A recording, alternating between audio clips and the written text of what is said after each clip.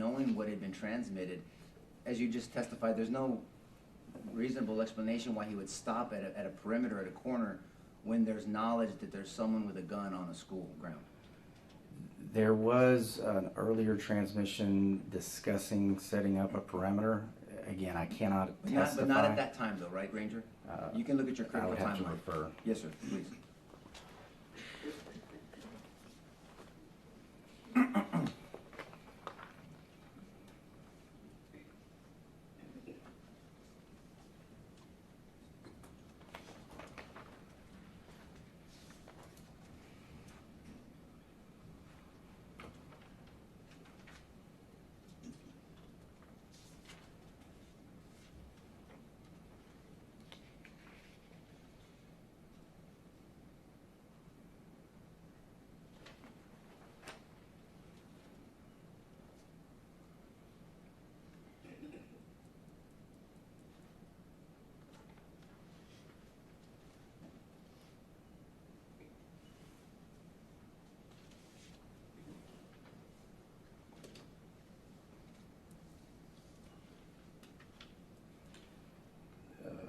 11:31:45, there is radio traffic that says, yes, go ahead and set up a perimeter as soon as you get there.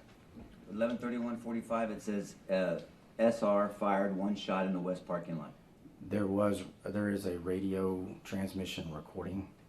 Is it on your critical? We were talking about your critical timeline, right? So this timeline again was generated in September of 2024. There are all the audio recordings that were collected and turned over, and there was an audio recording in there that did contain What are you that. looking at to get that information? If I asked you to look at your critical timeline, there is a critical. I have a version of I have the radio traffic here. Is that in your critical timeline? This is not. Okay, but in your critical timeline. Now that information, did you turn that over to the government at some point? Yes. Because it's the radio traffic we turned over 2 years ago. That wasn't my question, Judge. Okay, let me just say this. Tired of the table talk. Objections are made to the court, not to opposing counsel. One warning, no more table talk, no more arguing back and forth. If you got an objection, make it to me. Don't look at the other side, opposing counsel. All right, overruled, let's proceed. Okay, sir. So on your critical timeline, it's not in there. That's when we were referring. Correct. Okay. In that version. There's another version of this. There's not another version, but what was originally turned over, there was an additional analysis conducted afterwards just of the video and the audio that had been turned over. And in your information, in your version, then, is there direction to Officer Hill to set up a perimeter? There's not. There's no direction specifically to him. And that's what I mean. So that was my original question. There's no explanation why Officer Randy Hill, would have stopped at that corner knowing that there's shots fired at a school. That's all I asked, right? Well, the way that particular radio transmission occurred, it appeared generic. It appeared as a broadcast where somebody was unknown. Somebody was making a radio transmission to set up a perimeter. Okay, so it sounds like you're giving an explanation. So then Adrian also could have set up a perimeter as well. Possibly, yes. So if he's setting up a perimeter outside the school, and not that he was standing like Officer Hill, but if he was standing and setting up a perimeter, that would be reasonable according to what you're testifying to this jury. There was radio traffic that somebody had said set up a perimeter. So my question was about Adrian Gonzales specifically. So since you're saying that it's reasonable for Randy Hill to set up a perimeter, it would be reasonable for Adrian Gonzales to set up a perimeter also, correct? If he had heard that transmission at that time. And so the government asked you specifically, they compared Officer Saucedo to Adrian Gonzalez' behavior. Do you remember that on their direct examination? Vaguely. Okay. Well, both Officer Saucedo and Adrian arrived at the scene before the shooter enters the building at 11:32:58, correct? Correct. Officer Saucedo has line of sight. Adrian Gonzalez does not have a line of sight, correct? I can't speak to what type of sight Juan Saucedo had, so I don't know that it was actually line of sight. Well, he had the type of sight that he asked to shoot, right? Objection repetitive, Your Honor. Judge, they specifically asked about Saucedo versus Gonzalez. I'm just going over what they asked him, Judge. Okay, I'll over the objection, but we got timelines here. Proceed. So he had line of sight to ask to shoot somebody, correct?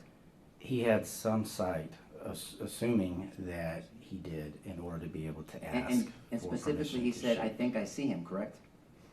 I don't recall that, but it's possible. Okay. But Adrian did not have line of sight, correct?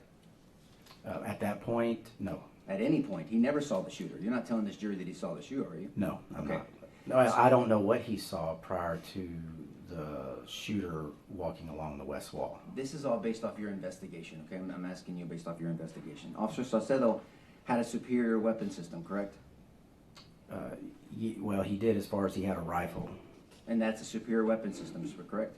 I'm not going to comment on the superiority of one weapon system over another. So you don't have an opinion on whether an AR-15 is a superior weapon than a handgun? A handgun, a person can be as proficient with a handgun as well. Did you hear my question? I did. Okay, do you think an AR-15 is a superior weapon system than a handgun? You can say no. No, I don't feel that it's superior weapon system. Fair enough, okay. So, Officer Saucedo had backup, correct? Yes, He had two other officers with him. yes, Adrian was by himself. yes. Officer Saucedo knew the shooter made it into the building, correct? At some point. I don't know when he would have known that. Well, because Sergeant Coronado knew that, right? The first indication that Sergeant Coronado thought that the shooter made it into the building was after Sergeant Coronado began relocating to the northeast intersection. Do you remember interviewing Claudia Perez? Yes, Did you review her interview before you come here to testify? yes, Did you remember hearing the interview you had with her? You interviewed her yourself, correct? I did, yes. Do you remember asking her and her talking about her talking to the officers on the corner, and she said, "We told them he's in the building," and you asked her specifically, did they indicate that they heard you, and she said yes? Do you remember that part of the interview? I would have to look back at my report. Please look at your report. When did you review that interview before you testified this morning? I reviewed Claudia Perez's interview prior to completing my supplemental report. When was that timeline? That would have been within 3 months after the event. Okay, so you haven't listened to her interview for 3 years? Correct. But remember, I asked you, did you review her interview before you're testifying this morning, like over the weekend? You did No, not? I had reviewed it previously, but not today. Okay, please look at your notes.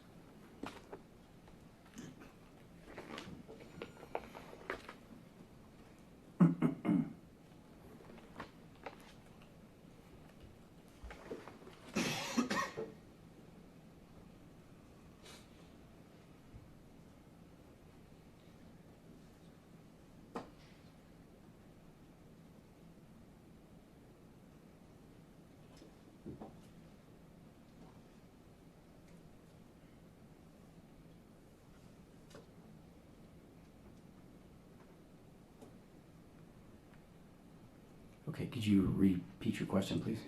During your interview, she stated to you that they were telling the officers that the shooter had made it into the building, and you asked, did they understand you, or did they confirm that they heard you, and she said yes.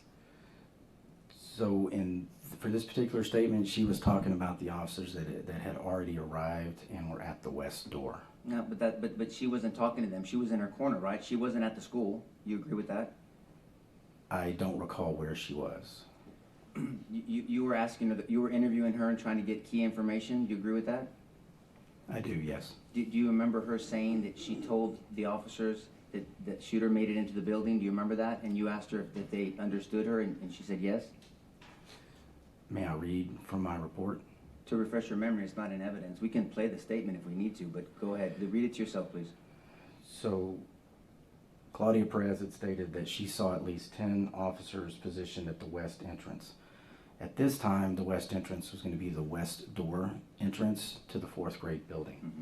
Mm-hmm. Perez and another Hillcrest employee, Gilbert Rodriguez, ran to the front parking lot of Hillcrest and yelled to the police officers that the suspect was inside the Robb Elementary School. And at the parking lot, at the edge of the parking lot were Coronado, Mendoza, and Salcedo, correct? This was a different time. This was. But it doesn't say that in your interview, right? But this.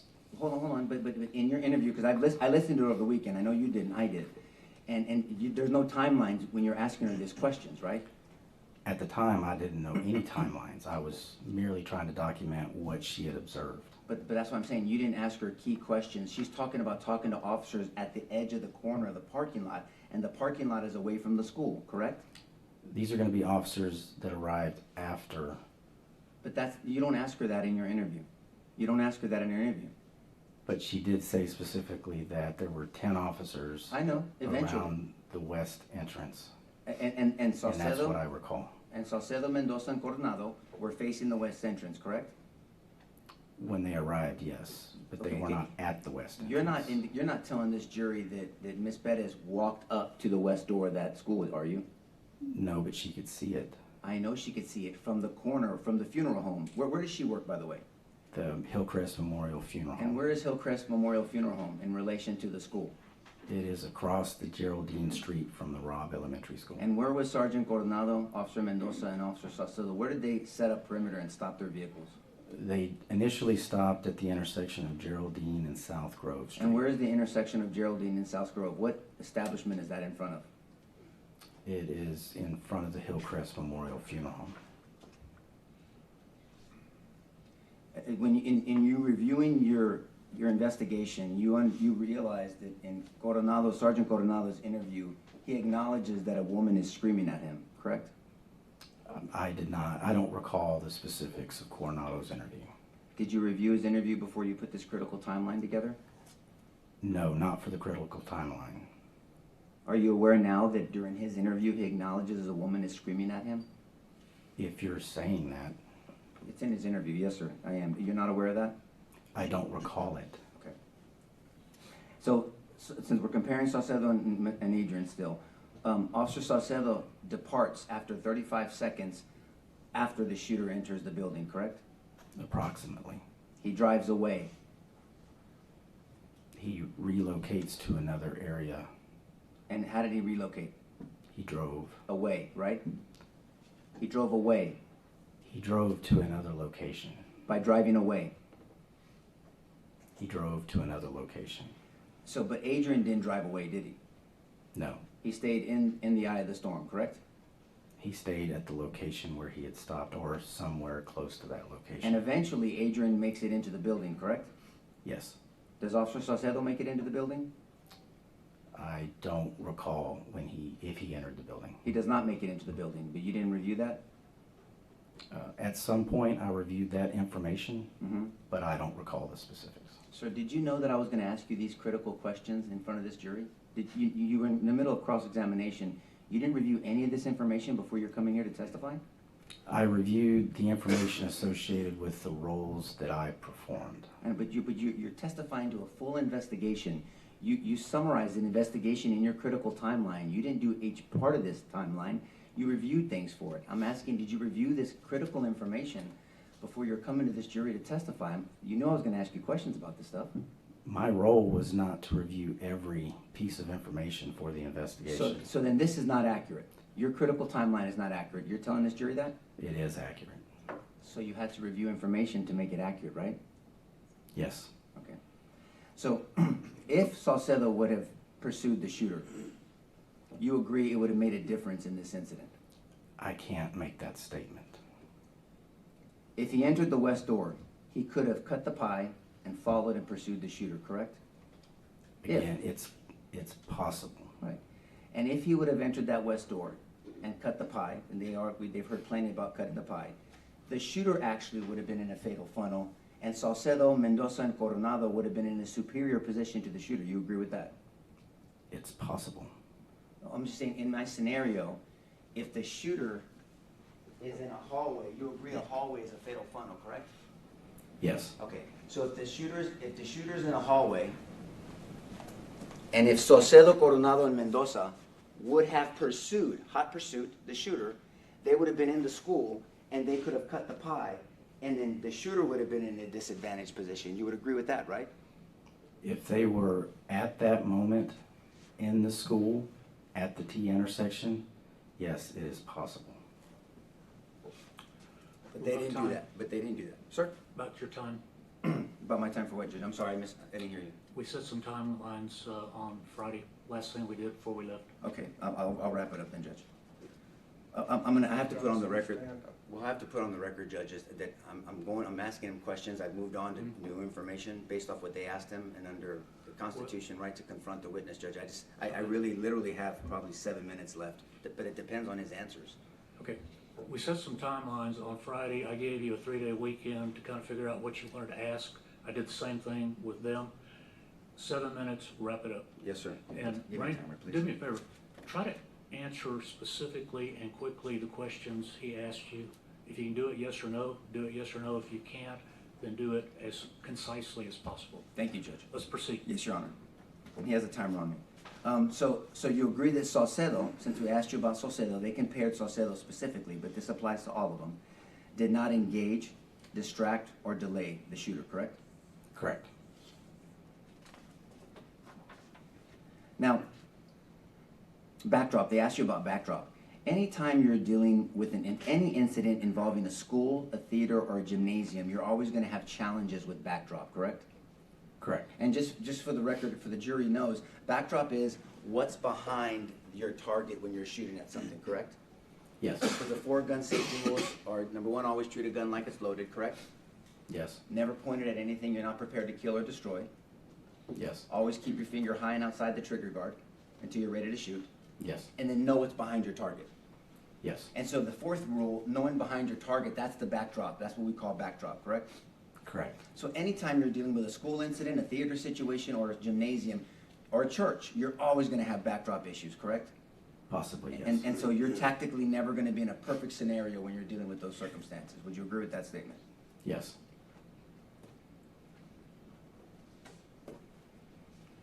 Now there was 46 seconds before the shooter crashes. There is a SUV that opens that gate. Did you see that in the funeral video? 46 seconds prior to, Yeah. I do recall some activity, but I don't recall the specifics. Well, I guess my question is, based off anyone's investigation, yours, Ranger Hill, or anybody else's investigation, do you know, did anybody verify who that person was? I don't recall the specifics about that. But you agree that that person unlocked the gate and opened it 46 seconds before the shooter crashed? I do recall there being some activity there. And other Rangers testified to the fact that we wanted to make sure that there was no co-conspirators, or no one helping the shooter, right? Yes. Did anybody verify that that person, who it was it a teacher, was it someone helping? Because that gate is open and it should have been locked, correct? It was generally, that would be locked. From what I recall, there was a delivery of some sort to the school, but I don't recall the specifics. Do you remember that delivery was to Amy Morin on that corner, that black truck? It wasn't, that was that delivery. Remember that? Yes. Okay, so this is something different. And I don't know who this person is. I'm asking, did you or yourself or any of the Rangers verify who this person is? I did not verify. And I think it's safe to say that the shooter did not plan to crash, right? I don't know what the shooter was thinking at the time.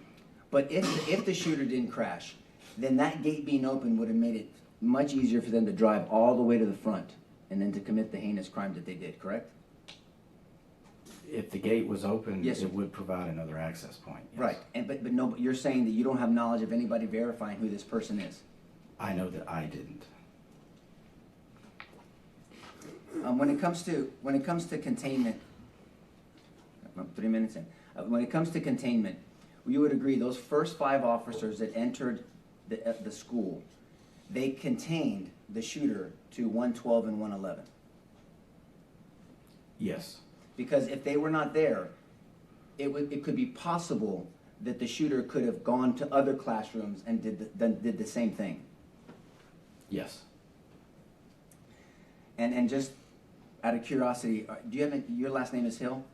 Yes. And Officer Randy Hill is spelled the same way. Any relation to Randy Hill? No. Thank you, Ranger. Pass the witness, Judge. State, redirect. Thank you. Ranger, would you explain to the jury what your part of this investigation centered around? So as I stated earlier in my testimony, I was reassigned to this investigation in September 2022 to assist with managing the large volume of information, nearly 3.2 terabytes worth of data. The data included 2,352 pieces of physical evidence, 779 audio-video recordings, and 11,745 photographs. I developed a database application specifically for this investigation to help build a foundation of organized information. And so if I could ask, basically, your part of the investigation was the analysis of body cams, Correct. dash cams, Yes. videos, Yes. dispatch, Yes. 911. Yes. As well as photographs and visual observation of the physical evidence. Okay. Because at the same time, there was an additional work being done as far as asking witnesses questions, is that correct? Yes. And that was not what you were to oversee. Correct. So your testimony is about videos, audios, dash cams, things that are verified. Yes. My main objective was to extract all of the possible fact-based information, that information from verifiable evidence sources such as audio video files, photographic evidence, or observation of physical evidence. Okay. Now I'd like to talk to you about Officer Hill. Mr. Turner, microphone. Excuse me. Officer Hill, is that correct? I'm talking to you yes. about Officer Hill. Randy Hill, yes. Yes. And we have played the dispatch. The dispatch for Randy Hill was to Old Carrizo Road. Yes. And is that where he stopped? He was dispatched from to 715 Old Carrizo Road, which would populate as the main entrance to the school, which is adjacent and very, very near the intersection of Old Carrizo and Geraldine. And is that approximately where Officer Hill stopped? Yes. And on the way, he got information to set up a perimeter. There was radio traffic about a perimeter, yes. And when he was asked to set up a perimeter, does it make sense to start where Judge, he was dispatched? I'm gonna object to leading, Judge, can let the witness answer. Sustained? Have you set up a perimeter? Yes. And is the dispatch that you received important in setting up a perimeter? Yes. Is that part of where the perimeter should be? Yes. And so the question as to whether or not an officer should stop where they're dispatched and told to set up a perimeter, is that consistent with what Officer Hill did? Yes.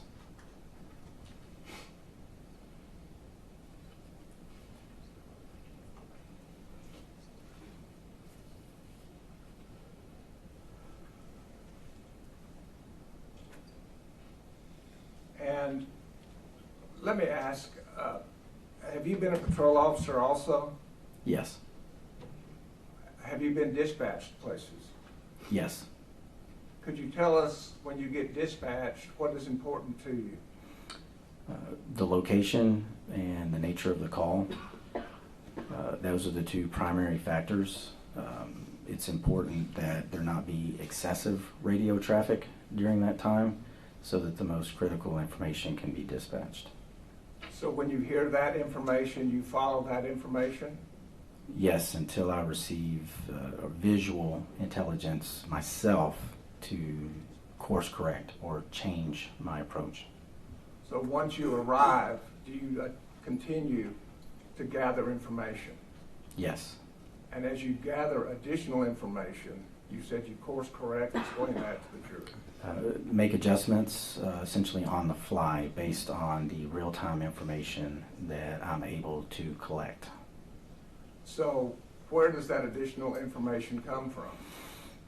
It can come from radio transmissions, but more specifically from what I can see, what I can hear, or what I may be able to smell depending on the situation. And based on your five senses, if there are also witnesses there, does that provide information? Yes.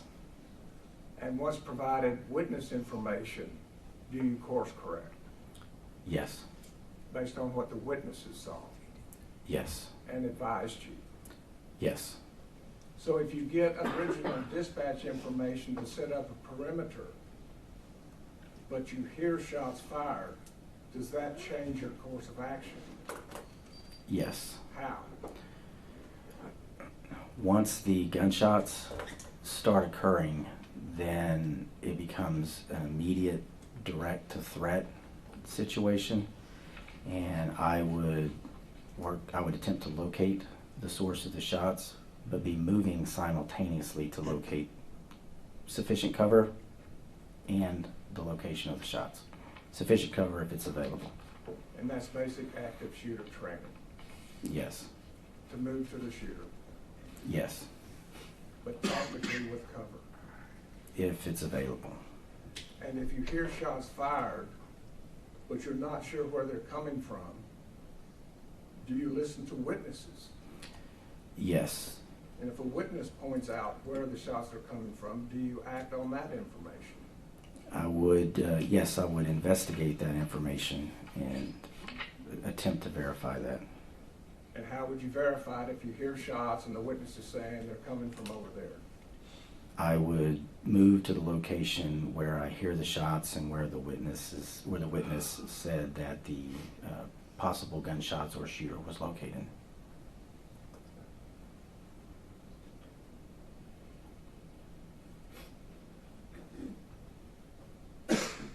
Moving now to Salceda and Mendoza.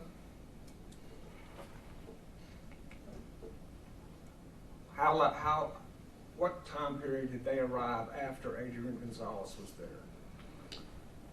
So Adrian Gonzales parked at approximately 11:31:55. Jesus Mendoza arrived at approximately 11:32:23, so approximately 30 seconds. May I approach you? And Yes, sir. 1 second. Go ahead and say the last one.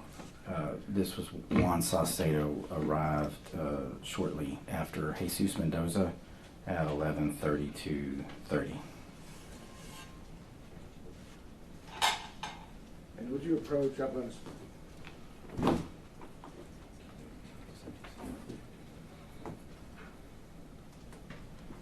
Judge, just for the record, it's 11:32:29. I know the jury can remember, but that's not accurate. Okay, once again, ladies and gentlemen, if the question conflicts with your memory of the evidence, rely on your own memory of whatever you recall. Go ahead and proceed. If you would approach. Have a seat. If you will, again, point to us where casings were found around 102 and 104. This location right here for room 102,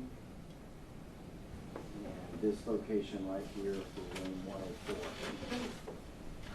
And is the parking lot consistent with what Saucedo and Mendoza would have seen? Yes, these black vehicles represent vehicles that were parked in those parking spots at the time of the event. And was there a bag full of magazines located on that west wall? Yes. Would you point that out? Is that about halfway up from the south end to the north end? Approximately. And did it take approximately a minute for the gunman to get from the south end to the north end? Approximately. So would it take approximately 30 seconds to get from the south end to halfway to the north end? At a constant or average pace, yes. And at that time, halfway, around 30 seconds, who arrived on the scene? Officer Mendoza, Officer Saucedo, and Sergeant Coronado. And so at that time, were there any other shots in which defects were in the building? No. And a bag was dropped at the point halfway between, is that correct? Yes. And did you see the video of the north end provided by the citizen from the north end? Yes. Was the gunman running or walking? He was running. How many shots were fired during that period of time from where the bag was dropped until the gunman entered? 6. 6 shots with no defects in the building, Correct. indicating they went somewhere else.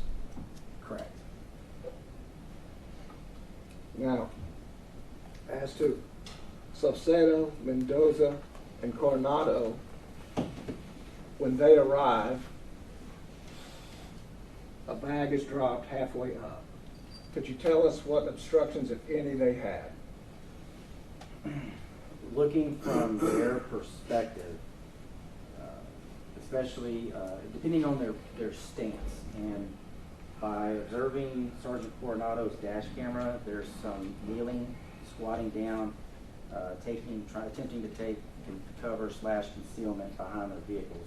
So one squatted behind the vehicle, I believe they all did at some point. okay? And it would have been, there was a lot of movement here to try to find what I would imagine is the most tactical position. And from that position, the vehicles in the parking lot could present a possible obstruction. The vehicles in the parking lot, starting about halfway up and going all the way into their entry to the door almost. Correct.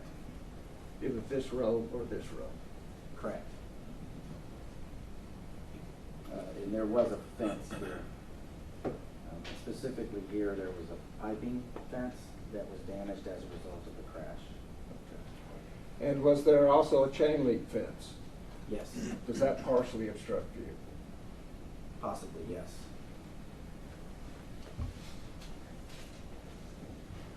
Now, it has been suggested that Officer Sato said he saw a gun. Have you seen any evidence that he said he saw a gun?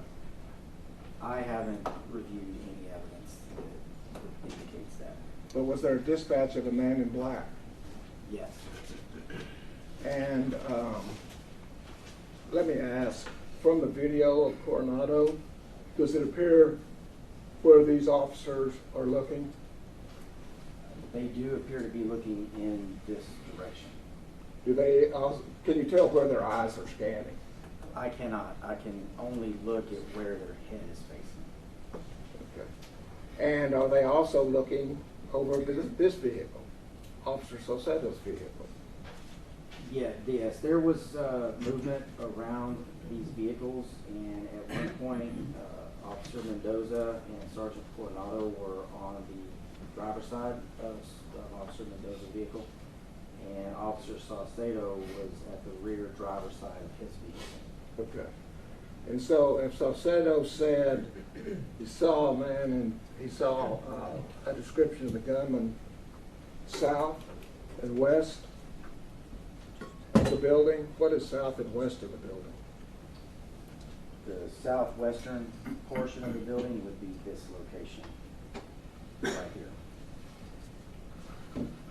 It would not be up here in the north and west.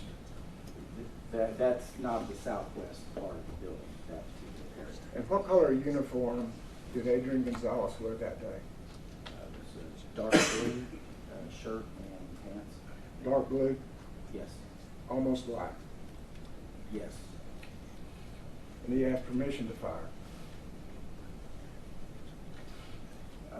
Which were you referring to? Salcedo?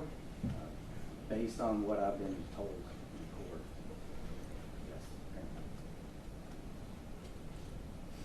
Yes. And for the record, the distance here, I believe is testified, is 130 yards. I checked the measurement during the review process, and using Google Earth, it was approximately 130 yards from the center of this intersection to the west wall of the 4th grade building. And from the vehicle heights, what was the condition of this building, as whether it's bricks or windows? From this location, taking these vehicles into consideration, the windows were the only easily viewable part of this area. And this was confirmed. We received dash camera video for the vehicle that Juan Salcedo was driving. Now, the dash camera video, the recording system had some issue, and so the video was jumping and changing pixel colors.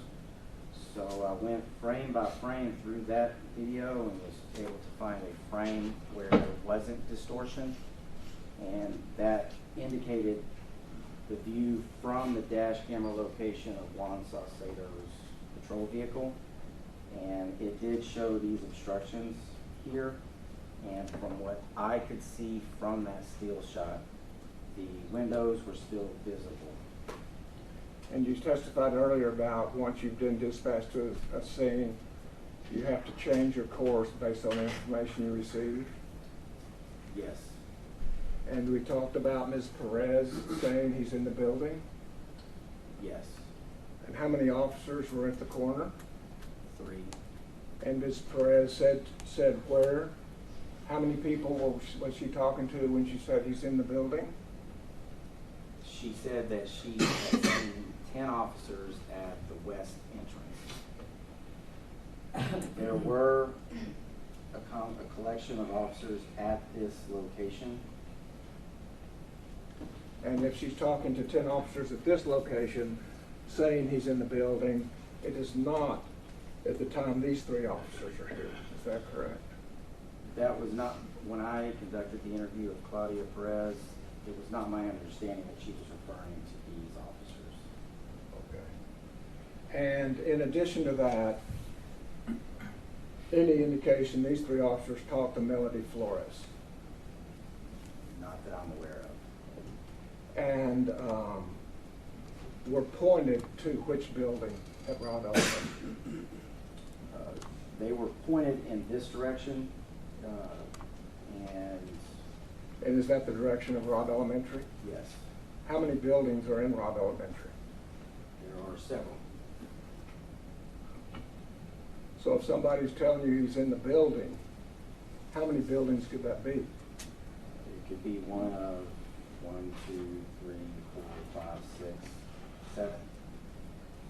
So as an officer that arrives at a scene, if you hear evidence that somebody's in a building, but somebody is pointing to a specific building, does that help you in directing you where you should go? Judge, I've let the leading go on, but I'm not to object to leading again, Judge. I'll sustain the objection. If you'll rephrase the question, please.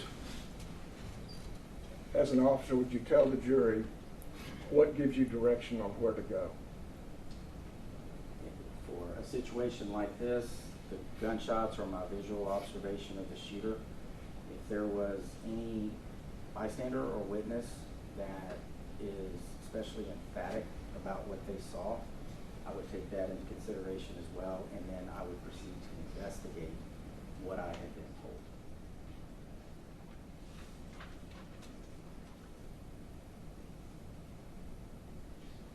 Thank you.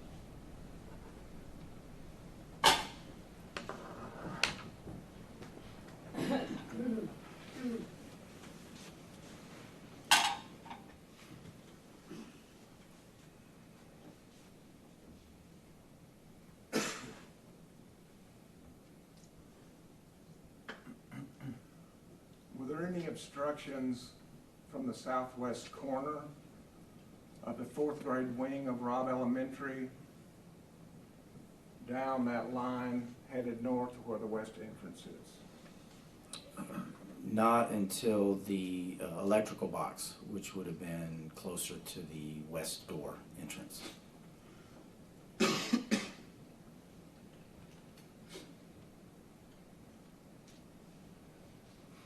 And you reviewed the dispatches of Adrian Gonzales during this minute time, or the 3 or 4 minute time, is that correct? Yes. And we've had, on here we have a dispatch that has been agreed upon, I believe, that shots fired from Adrian Gonzales, correct? Correct. You listened to that? Yes. And do you have any objection to that being Adrian Gonzalez' voice? No. And approximately 3 minutes later, did Adrian Gonzales ask for cover.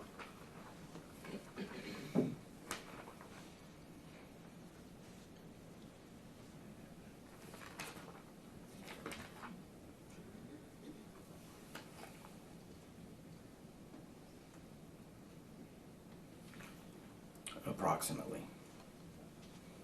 And about a minute or about 50 seconds after, or 45 seconds after Adrian Gonzales said shots fired, did Adrian Gonzales again get on dispatch? I'm sorry, what time are you referring to? 11:32:59, I believe it's been agreed upon.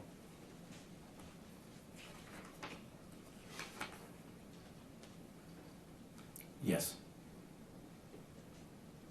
And was the substance of that dispatch, he's wearing black, he's over by the teacher's parking lot?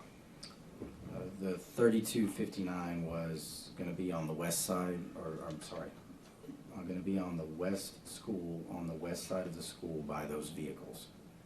The 11:33:09 approximately. He said supposed to be wearing all black, all black. And then when Sauceda and Mendoza arrived in Coronado, was there also a dispatch from Adrian Gonzales?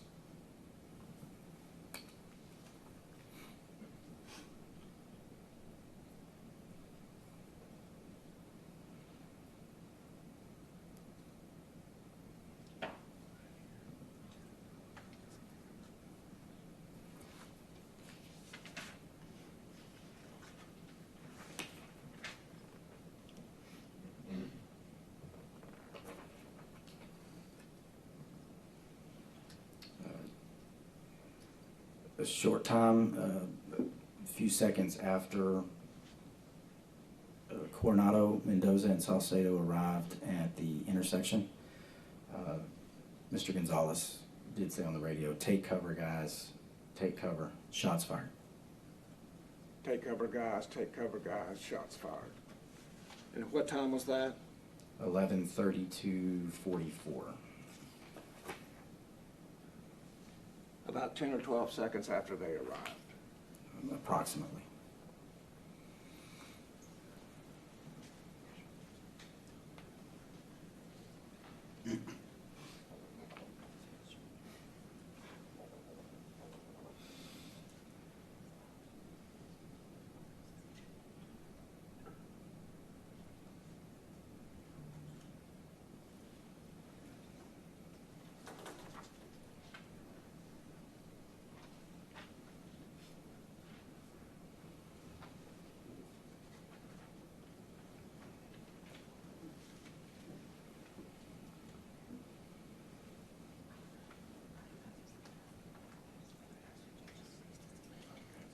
Just for the record,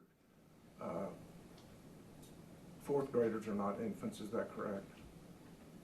Correct. Would not be taken to an infant care provider. Correct. Pass the witness. Judge, I understand your ruling. He's just testified the two pieces of information that are not in his critical timeline. Scope of the redirect only. Go ahead. Thank you, Judge.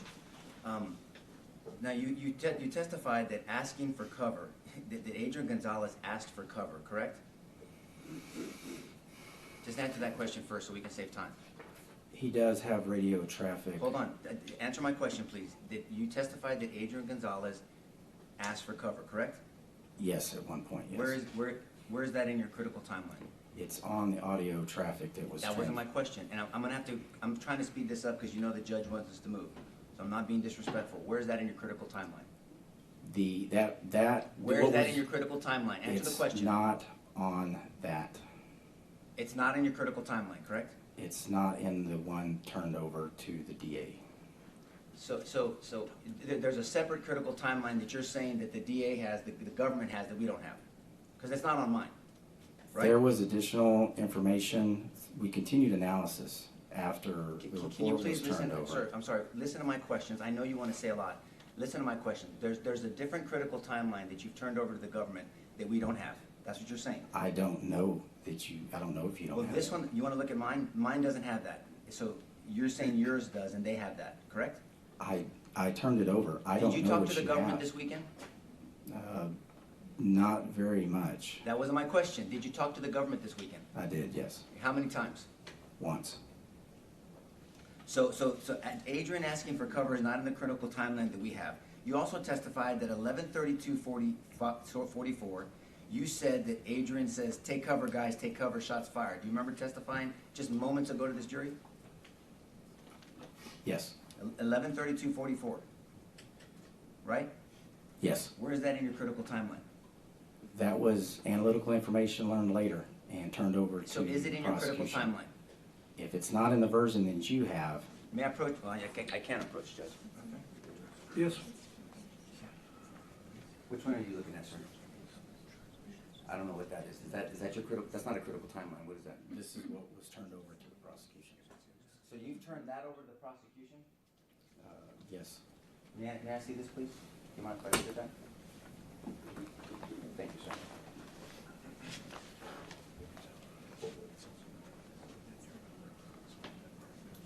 Have you seen this? So, if I represent to you that none of us have seen that, but we've seen this. Objection, Your Honor, they've been provided the No, dispatch. no, Judge, we have not. They're misleading the jury. No, I'm not, Judge. How dare you say that, Jim? Excuse me, wait a minute, what did I just tell you? I'm sorry, Judge. What did I I'm just sorry. say? I'm sorry. my Objections to the bench. apologies. Yes, Your Honor. Yes, Your Honor. My All apologies. right, overruled. Let's go. So this is what we have. It's not in here. You agree?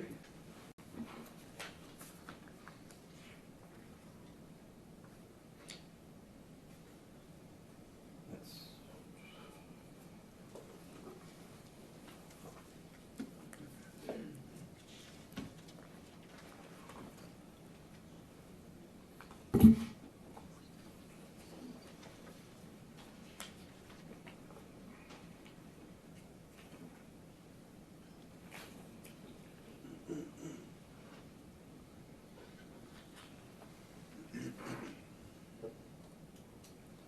when this was created, this is going to be the radio file. Remember I said that there's an approximate 2-second variance? Okay. So there's an approximate 2 seconds. So we don't have but you're testifying specifically to this jury, and I have to figure out an approximate 2-second variance? You do have the radio traffic. No, I don't. It does it say 11:32? I'm going to object to that, but will you approach the bench, Your Honor? Okay.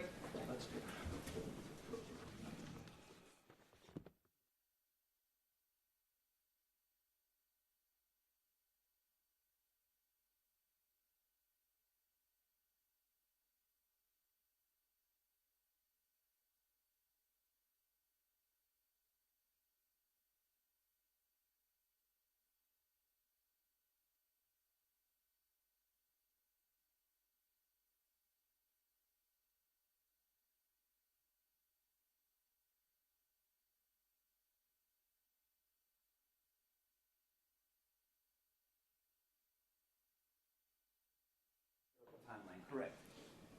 Just answer the question. It's not there. 11:32:44. Just answer. Say no. It's not there. It does not say 11:32:44. That's all I was asking. We have to move along. I'm not being disrespectful. I'm just trying to move along. And so 11:32:44. It's nowhere in your critical timeline that Adrian Gonzales says, shots fired, take cover, guys. Correct? It's not in your critical timeline. Apparently in the version you're looking at, it's not in that timeline. Apparently. And it's apparently not in this other version of the dispatch, correct? So it's just something separate than your critical timeline. Is that the version you just showed me? Yes, sir, it is. The radio file and the time is noted on that spreadsheet 11:32:44 is not in here, right? with the approximate 2-second variance. And it doesn't say anything. This doesn't show a printout of what exactly the transmission is, right? It directs you to the audio file, but there is not a transcription on that document. And so with there's numbers that are not accurate to what you're testifying to this jury, and there's no transcription that we can rely on. We have to go to the actual transmission on a different number, right? On a different time. And on the 3246, thank you, Jason. Who does it identify as the sender?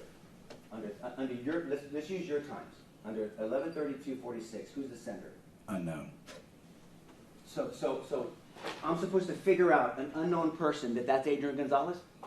We can play the audio recording. That wasn't my question. Listen, please. You have this wonderful hearing. Listen. 113246. It says unknown, correct? When that document was Listen to created me, and turned Ranger. over- Listen to me. You're an intelligent man. Does it say unknown? He's back from the witness. No, I'm not, objection. Judge. Does it All say right, unknown? hold on. Let me rule. It's the only thing I get to do.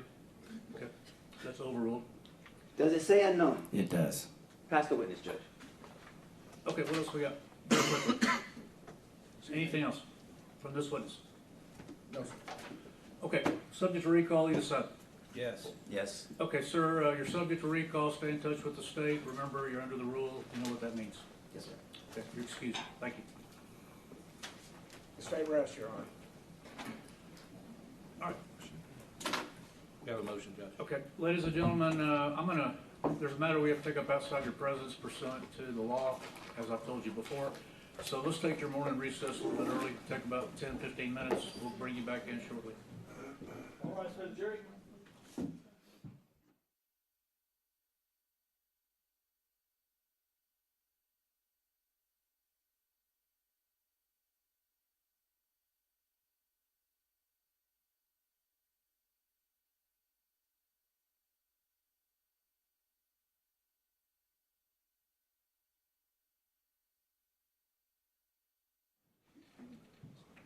All right, let the record reflect we're outside the presence of the jury. State has rested its case in chief. Defense. Yes, Your Honor, and just, I know that everything was a little bit rushed, but as the court saw, there were several things that this witness testified to that he had spoken with the DAs about 2 months later. I know the prosecution's position is that we had the recordings, but we basically were given documents that were misleading, that did not identify our client. Apparently there was other versions and other documents that were not provided, and there were conversations about his further analysis, about this witness's further analysis with the DA that were not given to us. They were not turned over. They were not told, hey, we had an interview with this guy and he's now identified the unknown that we've given you as Adrian Gonzales. I will say that identifying the voices in the recording, we have gone through those recordings with our client. It's not him. And so that's one of the reasons we're so upset about this, is because there are other people that we have identified as the person. So we're asking, I mean, again, this is another issue where they have been told things and had additional information by a witness, did not turn those things over to us. They are saying they turned over the recordings, but by turning something over that says we don't know who this is, and then by having the witness go and tell them, oh, I know who it is, it's Adrian Gonzales, and then not telling us that, it again it feels like a trial by ambush. It feels like they are setting up a straw man for us to go and defend against, and then they're switching the ball and they're moving it that way. So again, we just believe under Heath that the remedy would also be to exclude this witness, and we would ask the court to do that, because these are critical issues, and it goes all the way back to Randy Hill, and all of a sudden appearing that he knows that Randy Hill appeared at a certain time because he went back and looked on and that happened last week, and we finished the cross. I went back and I looked and I saw the lights and when he arrived, which is important about when he arrived because his timeline shows a difference of like 4 minutes, but now he's shortened the timeline. He says he told the DA about that 2 months ago, and it didn't, and nobody ever told us that. And so, well, all we have is some timeline, and they can talk about the dispatches all they want, but they cannot talk about the mental impressions of the ranger saying, I have now identified that Randy Hill is the person who arrived at this time, gave them that time, and they never told us. So those kind of things are important.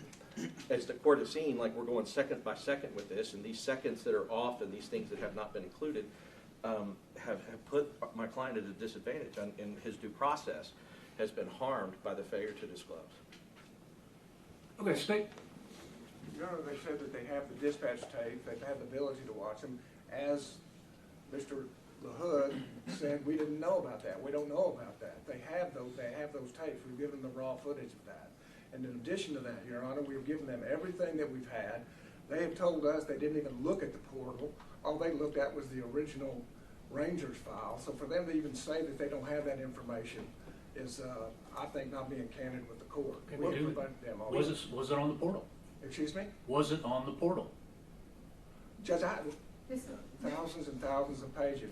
We had given them the dispatch, we'd given them the times of the dispatch, we've given them all those things. Well, this supplemental investigation that he keeps talking about, was that on the portal? Yes, All right. we have provided everything Nick Hill has given us. What I'm saying is that there's a conversation that was had with the prosecutors. They cannot show the court that they have provided us. We talked to Nick Hill, or we talked to Ranger Hill, and he told us that he has now been able to identify when Randy Hill was at that corner. We don't have that. That was a conversation between the witness and the prosecutors, and they didn't provide that. There's not an email that provides that. There's not anything that they can show the court that provides that. Additionally, this additional, whatever version of the report that he's talking about, we do not have that version. And he started by saying that he's got a different version up there because ours has page numbers and his doesn't. He has changed that, and I don't know whether he's provided it to the DA. He said he did, but he has changed that.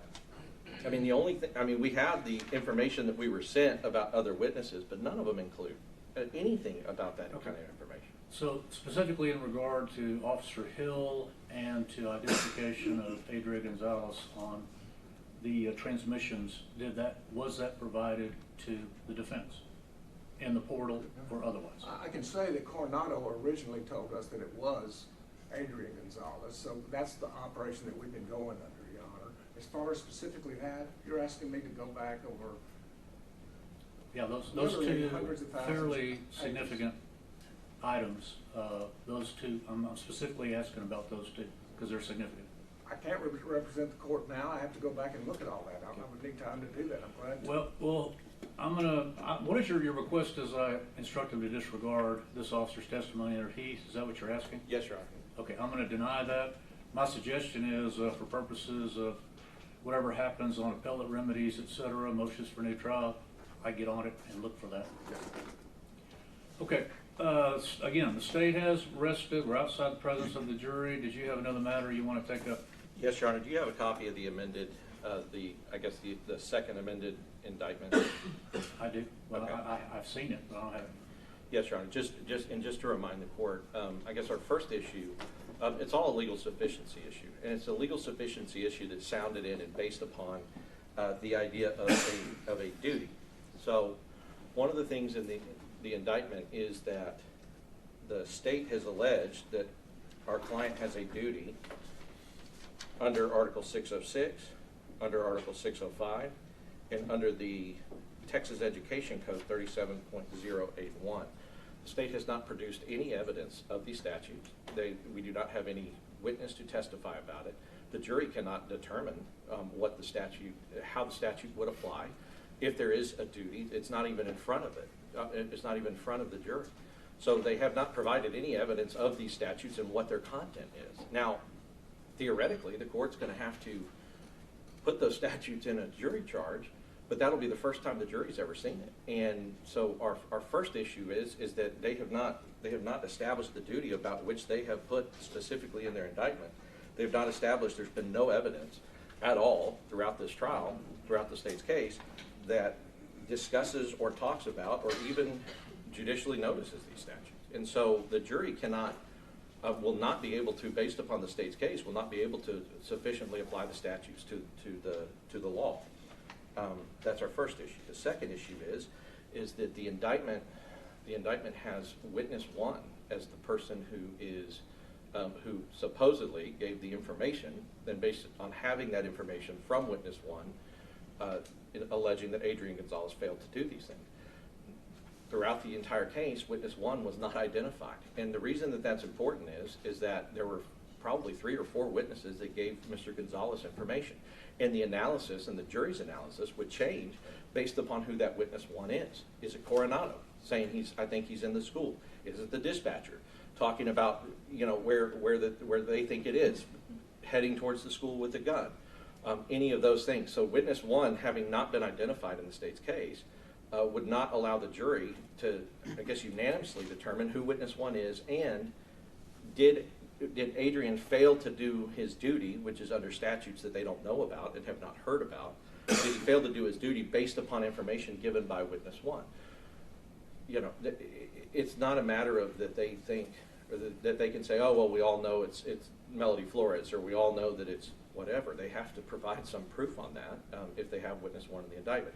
I know that there is some case law that deals with pseudonyms and pseudonym issues, but the problem with that is that with the pseudonym, that's usually in a sexual assault case, and it's usually there's not anybody else that was sexually assaulted. So it's pretty clear from the evidence. In this case, there are several people that give information to Mr. Gonzales at different times. And so, I mean, you know, is witness one Donald Page, who's, as they're going down the hallway, saying, I think he's in that room right there. That's a general location being advised, but in that instance, they wouldn't say that he failed to go and distract him, because he did. And so the jury could find, if that was witness one, the jury could find that. So it's kind of basic proof that they have to provide, that the jury has to have. And then finally, we do have the case law, Luther versus Texas Parks and Wildlife, which states that, and it specifically talks about section 606, and it states that the object of the code is not to impose new duties on government actors, the breach of which could give rise to, in this case, civil liability. Our argument is if it can't give rise to civil, it can't give rise to criminal. Rather, the code merely attempts to set forth guidelines for peace officers, sheriffs, and others to follow in the performance of their everyday responsibilities. So what this case is talking about is that these duties that the prosecution has alleged in the indictment, their intent is to tell officers what they can and cannot do. It's not to impose some sort of civil or criminal, really. I mean, it doesn't say that in this case. They're talking about a civil case. But the criminal aspect is I think everybody's heard, it's the first time in Texas anybody's tried to do this. So this is if you took what they said about the civil issues, if it can't give civil liability, then it for sure can't give criminal liability, which has so much more consequences to a person. So their duty, their theory of duty is flawed, but even so, they didn't present any evidence of their theory of duty. There's no evidence of what the statutes are and what they say, or whether there's a duty or whether that duty was breached. And then finally, they don't provide any evidence on witness one, which obviously, if it could be several different people, then it changes the analysis. So ultimately, our argument is that they have not proven and they have not provided evidence on every element that they have indicted beyond a reasonable doubt that a rational juror could find beyond a reasonable doubt. And so we're asking the court to grant a directed verdict. All right, state's response? Yes, Your Honor. As to duty, the case law is clear that duty is purely a matter for the judge to decide, and once the judge decides that, the judge then instructs the jury on duty. Duty is not a matter for the jury to decide; it's a matter for the court to decide. Many cases involving parents' duties, as far as children and child abuse cases, in which the court does not grant the state's request to introduce the case law to the jury, rather that their job is to give them what the law is based on the law. So it's not the jury's job to make that decision. It's the judge's job to make that determination based on whether or not there's proof that this officer is a police officer. The second issue, as to witness number one, there's ample proof that there was only one witness that identified where the shooter was, and that is Melody Flores. And so the jury has ample evidence to find beyond a reasonable doubt that Melody Flores is witness number one.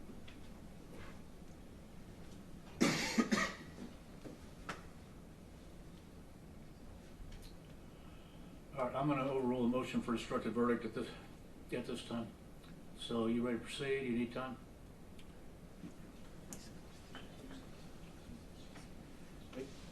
We need just a little bit of time, maybe 10, 15 minutes. All right, he's our timekeeper. We're going to tell the jury they got 10 more minutes on their break, and tell me when 10 is up. But we'll be in recess for 10 minutes.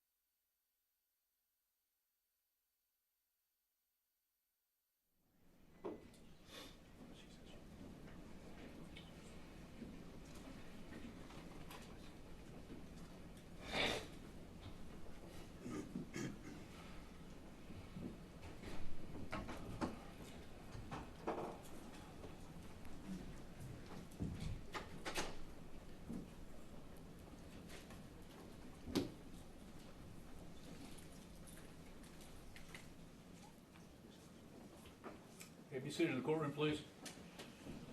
Members of the jury, the state has rested its case in chief. The defense has called its first witness, and she has been sworn outside your presence. You may proceed when you're ready. Thank you, Judge. Yes, ma'am. First, could you just please introduce yourself to the jury? Claudia Isabel Rodriguez. And I guess, Ms. Rodriguez, I want to start by setting up why you're here and what involvement you have. So can you please tell us at the time in 2022 where you worked? Hillcrest Memorial Funeral Home, secretary. And we have heard somewhat about that funeral home. Can you tell us in relation to Robb's school where that funeral home is located? It's located on Geraldine between Perez and Grove. And in its location, are you able to stand in your place of business where you work and look out and see Robb Elementary? Yes, sir. And the side specifically of Robb Elementary, what side of the school are you able to It's see? the back of the school where the soccer fields are. Okay. And would that include what we've heard of as the teacher parking lot, or that parking lot that's around there with the cars and everything on the back side of that building? That is correct. So I want to go through and just tell the jury, from your perspective, tell the jury what happened that morning, starting with the crash. So I'm at my desk. I hear a loud noise. Look to my cameras. I do not see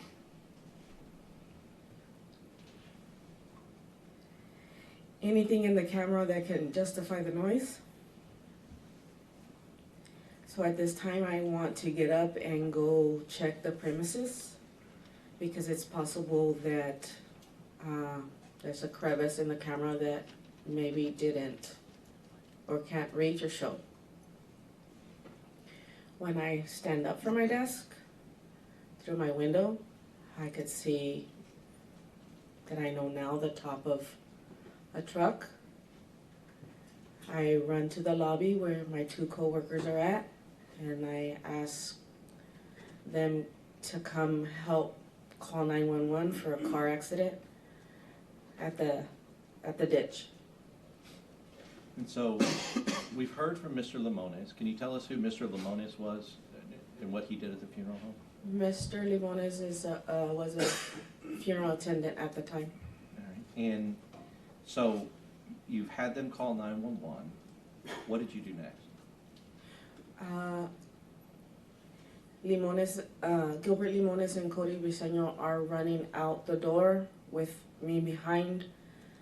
Gilbert Limones is already on the phone before we exit our door with 911 to initially tell them it was a car accident. And did you find out that it was more than a car accident? Yes. Tell us what happened then. Well, upon the gentleman running across the street to Geraldine upon the sidewalk of the ditch, my two coworkers are asking if he's okay. He never says anything. He's trying to ajar the driver door, but because of the impact, he cannot. So he crawls over to the passenger side and exits the vehicle. And after he exited, can you give us an idea of like how close you are, how close Mr. Limones is? The two gentlemen are at the sidewalk, at the ditch, at the sidewalk. I am across the street on our curve still, if you will, at the funeral home, but at the end of our property there. And then you said he exits the passenger side. Exits the passenger side. What happened next? The gentlemen are still asking if, does he need help? Is there anybody else? Again, quiet, doesn't say anything. I can see him reach in through the passenger window pulling up an object, like straight up. And that's when Cody Briseños screams out, he has a gun. And when that happened, do you know if anybody was on the phone with 911 from the funeral home? Yes, Gilbert's on the phone. Okay. Still. So Gilbert's on the phone. I guess when you said, hey, there's been a wreck, somebody needs to call 911, it was Gilbert that got on the phone? Yes, sir. On the 911. And we've heard that call, and just for the jury's reference, we hear a woman screaming. Is that you? Yes. Okay. So now, he's gotten out, he has a gun. What's the next thing you remember? When Cody says he's got a gun, we kind of turn around, or they turn around to run towards or retreat back to the funeral. I could still see him. He does not have a clip in the gun, so he loads the gun with a clip and then shoots at us. And what did you do, you and I guess all of you, what did you do as he starts shooting? We retreated into the funeral home, thinking maybe he's following. Sure. So I think originally, if I understand what you're saying, originally you thought this guy's about to come in the funeral home after us. Yes. And you were reasonable to think so, obviously. While you were there, and Mr. Limones, Gilbert's on the phone with 911, is he communicating the things that are happening to you guys to 911? Yes. While you were there, and when you can look into the ditch, and obviously Mr. Limones was closer than you, could you Yes. tell what he was wearing? What colored clothing he was wearing? Yes. And were you, meaning you and Gilbert and the people there, trying to communicate the clothing he was wearing and the color to dispatch? I believe Gilbert is trying to describe, yes. Now, when he came out of the car with that gun, were you able to realize that this was a rifle and not a pistol? Correct.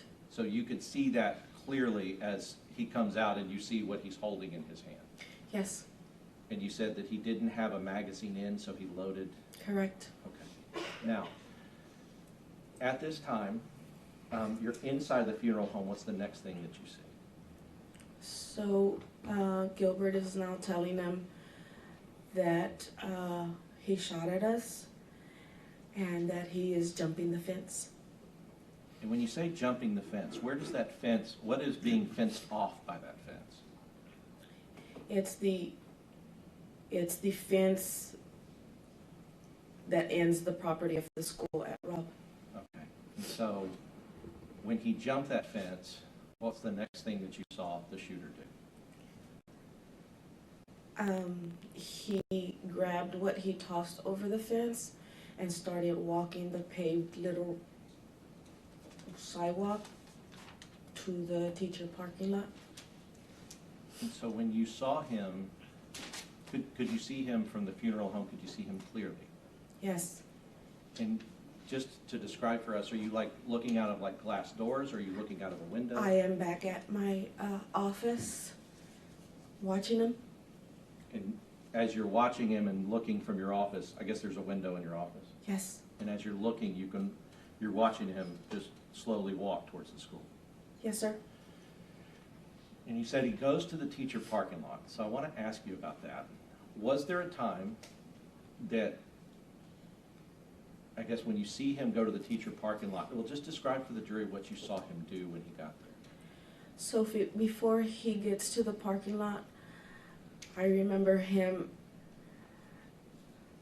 obviously his back to me. He's wearing a cap, a black hoodie. He removes his cap. He shakes out his hair and replaces his hat or cap on his head. Walks to the teacher parking lot where he takes cover, if you will, behind or on the side of a white parked car. And when you say he takes cover, is he, from where you can see, is he shielded, does he shield himself from view for a certain period? Yes. Now, just because he's shielded from maybe others' view, are you still able to have a line of sight to Yes. the shooter? Yes. What is he doing when he's He there? is reloading. And so, Your Honor, may I approach the witness? Sir. Yes, sir. I know, it's been a while since I've done it, so I forgot you allowed us to do it. I'm showing you defendants 12. Now, you talked about one of the first things you did when you heard the wreck was that you looked at your you said your cameras to see if that Yes. would explain it. Yes. So you have familiarity with the cameras that were at the funeral home at the Yes. time? And have I showed you a little clip that's very much zoomed in and very pixelated of one of the camera angles and views from your funeral home? Yes. All right, and is that contained on defendants 12? Yes. Your Honor, we offer defendants 12. No objection. All right. May we Submitted. post to the jury? Yes. And so what I want to do is, I'm going to put that up there behind you.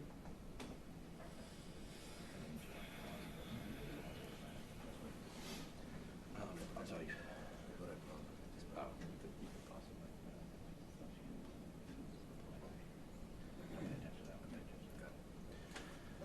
So I'm going to direct your attention. I'm going to come up here.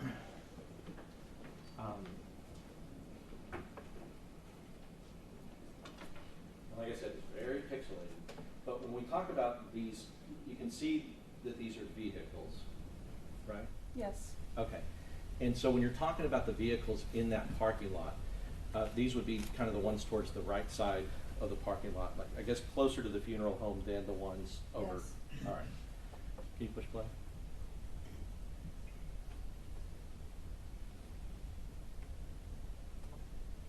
And now, focusing your attention here. You see this figure walking right here? Yes. Okay. Is this the person that you saw that you identified as the shooter? Yes. I want to watch.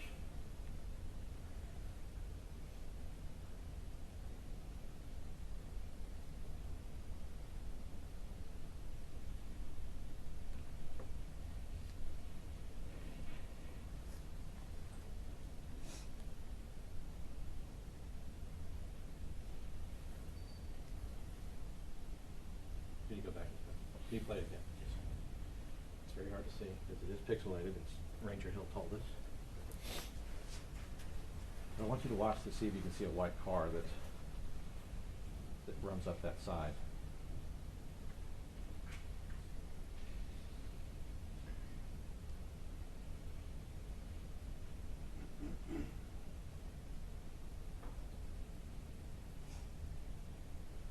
Yes.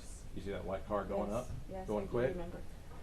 Right. And at the time you see the white car, do you see the figure kind of ducking down Yes. between the cars? Is that how you remember seeing it? Yes, sir. Okay. So, if the jury were shown, you see, let me orient you to this map. This is the parking lot, and these would be, I guess, those two cars that we're looking at that's on the right side. Now, you remember seeing him Yes. here, ducked between these two cars.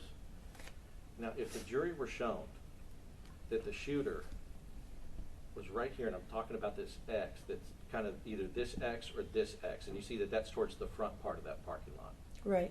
If the jury were shown that he was there when that white car went through, does that video reflect that he was standing here, or does it reflect that he was standing in between these two cars? By the two cars. By the two cars, and that's what you remember seeing. Yes. Right. So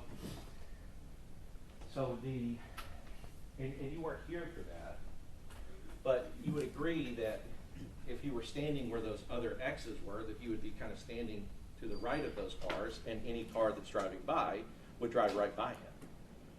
Right? And let me just show you again, just so you can be sure. So these X's here and here, they're to the right of these cars here. You would agree Yes. with that, right? So if a car is driving right here, they would be driving right by anybody that's standing here and here, right? Yes. Okay. But if he's here in between these cars and ducking down and hiding, this car is not able to see this guy. That is correct. All right. And we actually have video evidence of where he was standing exactly when the white car drives by. Yes. Okay. So Was there a point, and obviously, everybody has heard, everybody's heard the terror in your voice, and Mr. Lamona's, and how awful all of this was for you to witness without being able to do anything about it. Was there a point when several officers showed up, they showed up to, I guess they were kind of there next to where you guys were at the funeral? Yes, that is correct. All right, and did you personally attempt to communicate with those officers what you had seen and what you were still seeing and witnessing? Yes. Tell us about that. Gilbert and I are yelling at them upon their arrival and after they exited their car, that he's already inside. Okay. And so you're telling them that he's inside.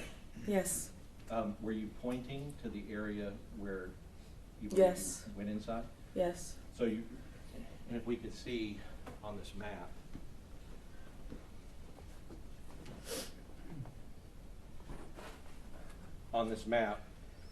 so if you're here in the funeral home, are you pointing to this west side of the building Yes. and telling them that he's gone inside? Yes. Did the officers that you talked to, how many do you remember being there? 2. Two. And you, look, if I could just show you, I think when we spoke, can you show us, you remember them being here on this street or around? Well, actually, they're parked here in front of the Geraldine fence to the school. Okay. And, But this is Perez. got it. So, like, right across. And that's where you remember. And there were 2 officers. You told them, and did those officers then go immediately to where you told them and run inside the building? No. What did they do? I believe, if I remember correctly, they got back into the car and went around the school Okay. towards the front of Robb. Okay. Thank you for being here. I appreciate it, Judge. I'll pass the witness. No questions. Recall either side. Oh, Your Honor. No, Your Honor. Okay, ma'am, you are excused from the subpoena and you are not subject to recall. We would ask that you not talk to anybody about the case until you're aware the trial's over. Thank you. Thank you very much.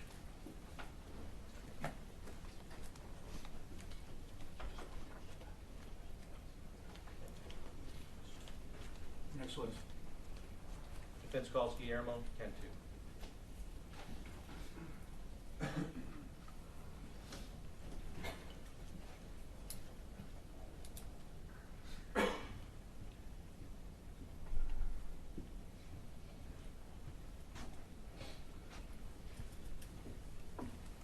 All right, sir, would you raise your right hand, please, for me? You do solemnly swear the evidence and the testimony given in this cause will be true self the truth. Thank you, sir. Have a seat and adjust that microphone if you need to. All right.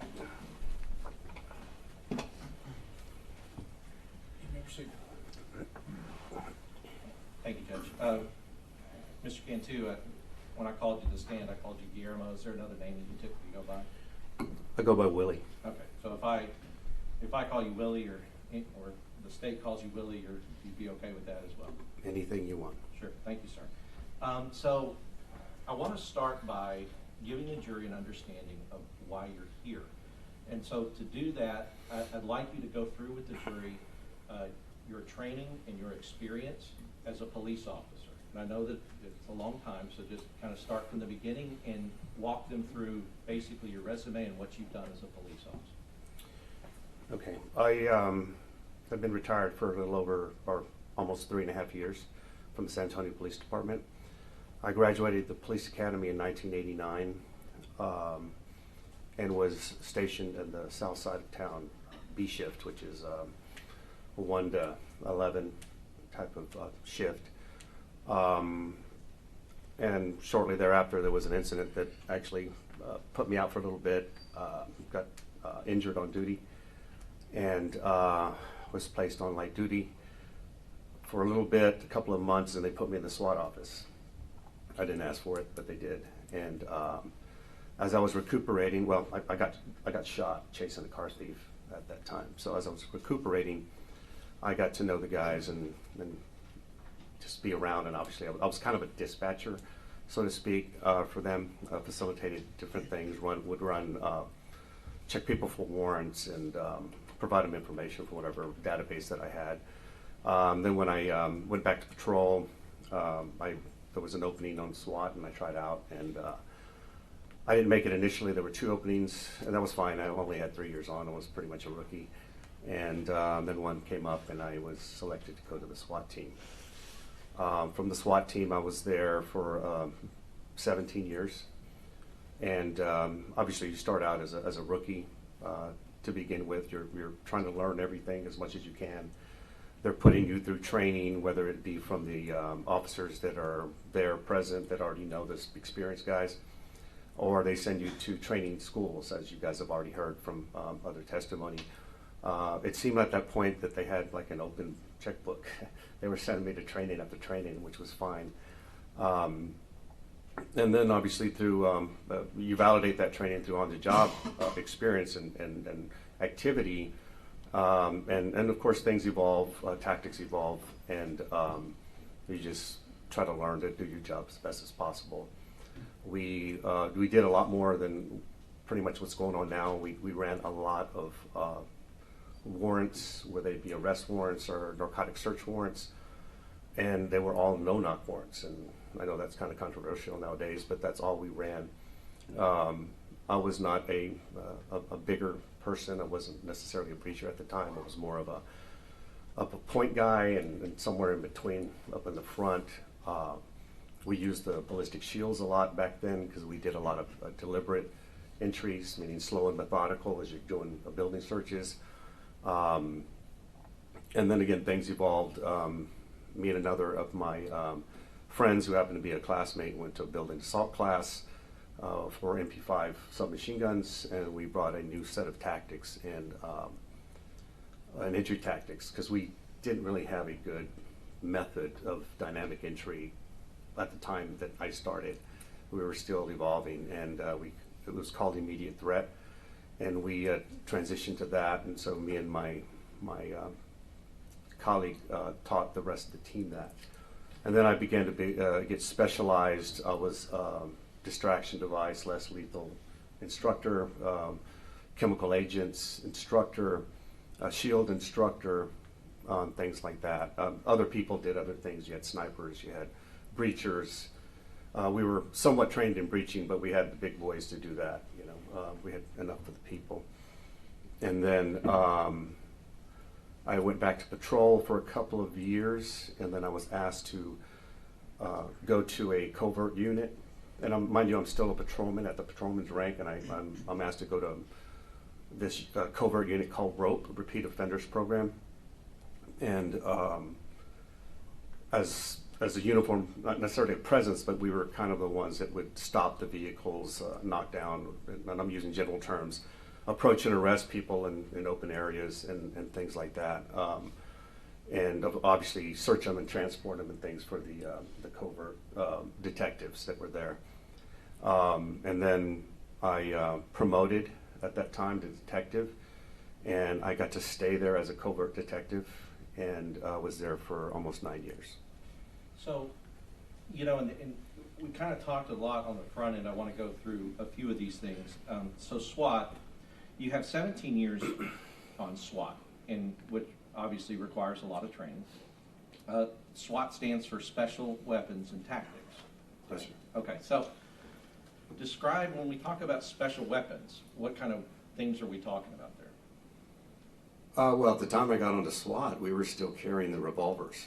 So I was given, and the SWAT guys did, had semi-automatic weapons that they got, a pistol, a handgun that they gave us, and it was a 9mm at the time. And then, so we had shotguns as well, and some of them were short-barreled shotguns, which obviously were not legal to the public. Short barrels are a lot easier to maneuver when you're inside close quarters.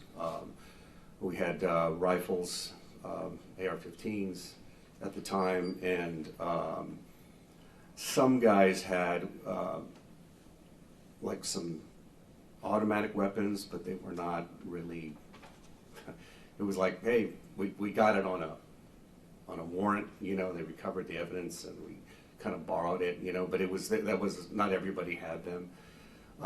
We had the chemical agents, which we considered a weapon, and those were different at the time as well. You know, those evolved. At the time, we had less lethal, but less lethal was at the very beginning of what they pretty much started as what they are now. Breaching material was also pretty basic as well.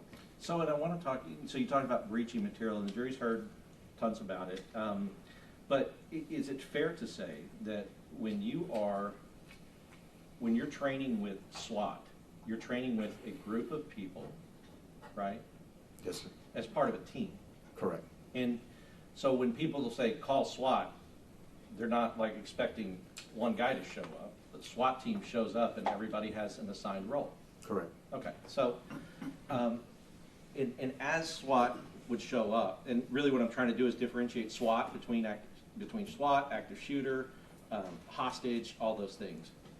But as far as SWAT goes, the training for SWAT is that you train as a team, you have special weapons and that you're trained to use, such as maybe ARs, such as distraction devices, such as chemical weapons.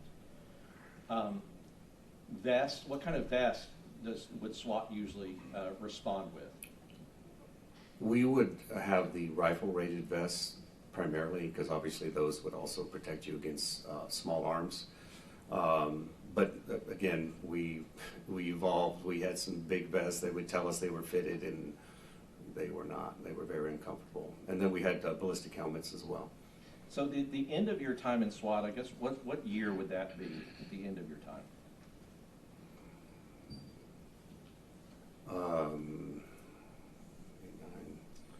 I'm not good with math necessarily, but Well, if you've been retired 3 years. I retired in 2022. Right. So, and the incident that we're talking about, the Robb Elementary mass murder of these children happened in 2022. Right. So I want to focus your training, SWAT training, things that you might have known, like how the SWAT teams existed at the time towards the end of your career, right? So the things that, I guess the way that people were trained and everything else with SWAT. So the idea with SWAT, or anybody who's received SWAT training, would be like you're going out as part of a team with your rifle-rated vest and your helmet and your rifle-rated shield and your AR-15 and your rifle and all of those things, right? Correct. Okay. So, and I mentioned that because the prosecution's mentioned that, you know, Adrian had SWAT training or whatever, but that would be a totally different kind of scenario than the one we're talking about here that was happening that day at Robb. Right. I mean, SWAT training is an evolution. You start, obviously, from the beginning, and you're selected, at least in San Antonio. You actually go through a tryout. They have whatever kind of analysis that they do on you, and that evolved from the time that I started as well. It just so happened when I went through, they were hosting a basic SWAT school at the time, and they said, well, what better way to evaluate these applicants than to put them all through the basic SWAT school.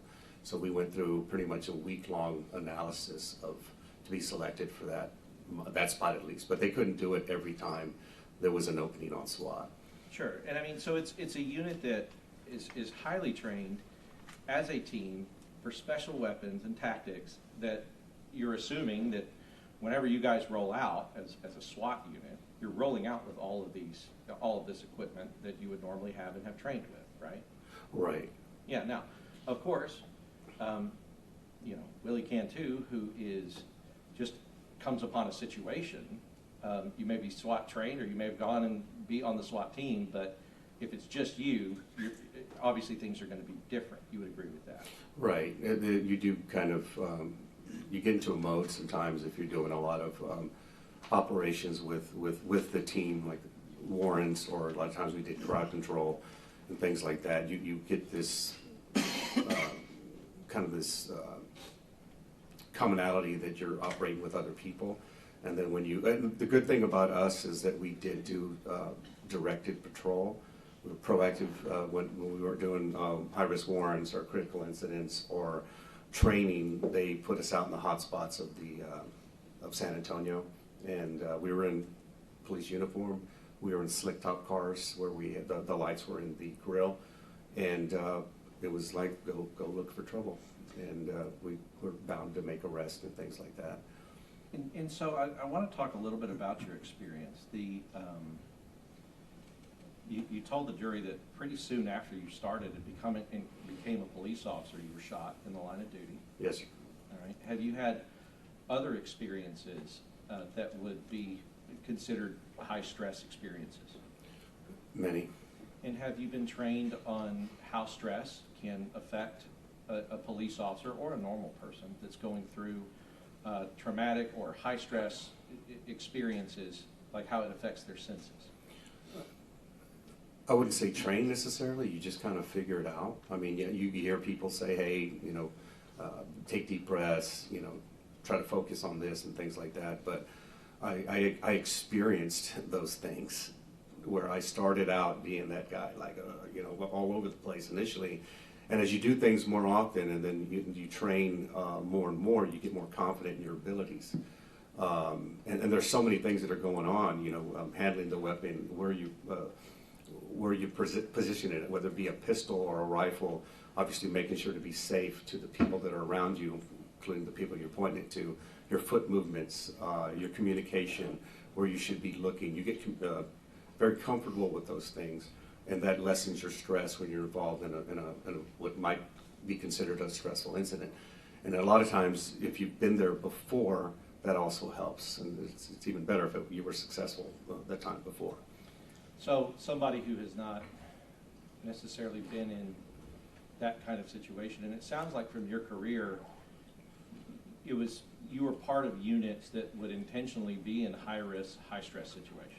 Yes, sir. All right. So somebody who had a career like yours in a major city with repeat offenders and no-knock warrants and all of those things, you would go through and have those experiences more often than, say, somebody who even has 10 years in a small town without those things. The frequency of those experiences matter. I use a general term, we were in the mix. If you got out of the mix for a little bit, let's say you take a week-long vacation, it takes a while to get back into it once you get to work, because then you hit the ground running again. It's kind of weird. Even though you've done it for years, it takes you a while to catch back up, in a sense. And so some of the materials the prosecution has entered into evidence talks about that these kind of skills are perishable skills, meaning that you can. What's a phrase that kind of sums up perishable skills about if you don't use it? If you don't use them, you lose them. Right. And so as far as the experiences that a human goes through in these high stress situations, can you talk about some of those experiences as far as like how your senses are affected? Yeah, a lot depends on if you were surprised to begin with. If you were expecting it, that's a different approach at the beginning. If they come up on you and you're not expecting it, then you have to really catch back up to orient yourself. We've been talking about that OODA loop. Orient yourself to it, and then you start processing whatever you've recognized as what's going on at the time. But rephrase the question again, I'm sorry. Yeah, no, sure. Have you heard of auditory exclusion? Oh, right. That auditory exclusion, and that doesn't happen all the time. You lose your fine motor skills. You become very aware. We've had people say, "Well, he pointed a gun at me," and because they're so stressed, describe the gun as a big gun, but because their eyes zoomed in on that gun, and it was not a very big gun. It's just perception distortion is what it is. A lot of times, in the tunnel vision that we've been talking about, you get focused on something and you're trying to orient whatever it is. You're not seeing a lot that's around it, and then you're having other stimuli coming in that you may not hear, which is what you're talking about, the auditory exclusion. Sure. And and you personally, having had these experiences and in your career and in these high-stress situations, have you experienced these things happening and you try to, I guess, correct for that, and you try to figure out, like, okay, I'm having tunnel vision, I need to kind of widen my periphery, and things like that, that is based on your extensive experience with these types of calls? It's a lot of times it takes care of itself, and the more experience you get. Like I tell people, and it's not a boastful claim. I mean, I've seen pinpoint. I'm trying to think of the word. I just lost the word. Accuracy? No, I can't believe I lost the word. But my vision is wider when I've been trained and I'm more comfortable. It starts out pinpoint, and then as you get more comfortable, then your vision starts widening more and more. And I'm not saying it's like this and I'm just calm and cool. I'm just able to focus on more because I don't have to worry about so many other things. And the purpose of this is to contrast somebody who's been in, I mean, you spent 17 years basically every day at the office was trying to confront somebody who was violent or potentially violent. Correct. Arresting somebody and running into their house or catching them as they're running out of the house with weapons. All of those things that was the substance of your career. Correct. Now, I want to go through, in this particular case, did we ask you to review the evidence and, I guess, all the things that you could access as far as what happened that day on May 24th, 2022 at Robb Elementary? Yes, what I was provided, yes. Yes. And there was a lot. Yes. In that review, I want to talk about, in terms of that review, did you apply your experience that you have, your training, in order to discuss with the jury your impression or your opinions about Adrian's actions as well as the actions of other officers there at the scene? Yes, I did. Okay, and so that's what I want to start moving to. I guess, can you tell us, in this situation, we know that it started with a wreck, and we know about these bailouts that you've heard, and just so that the jury's clear, because of your status as a witness who we are calling to kind of tie a lot of this together, you've been present in the courtroom, you're allowed to hear the other witnesses because you need to get that information as part of your opinion, right? Correct. Okay, so there's nothing wrong with the fact that you've been sitting here. As far as as far as like the wreck and how that started and the bailouts and all of that, can you put that into perspective for the jury about a police officer who's responding to a call for something like that? Adrian, or just anyone responding? Adrian, but really any officer based upon your experience. Like, what does that do when we're talking about a call like this? When an officer gets a call for service, obviously they get information from the dispatcher.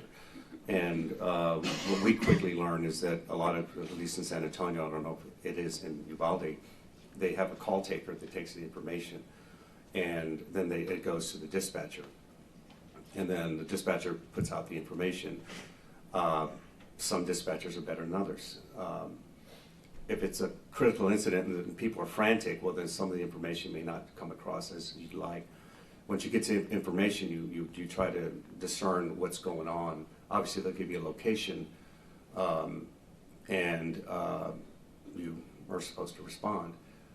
In this instance, it was an accident that was dispatched not directly to Adrian.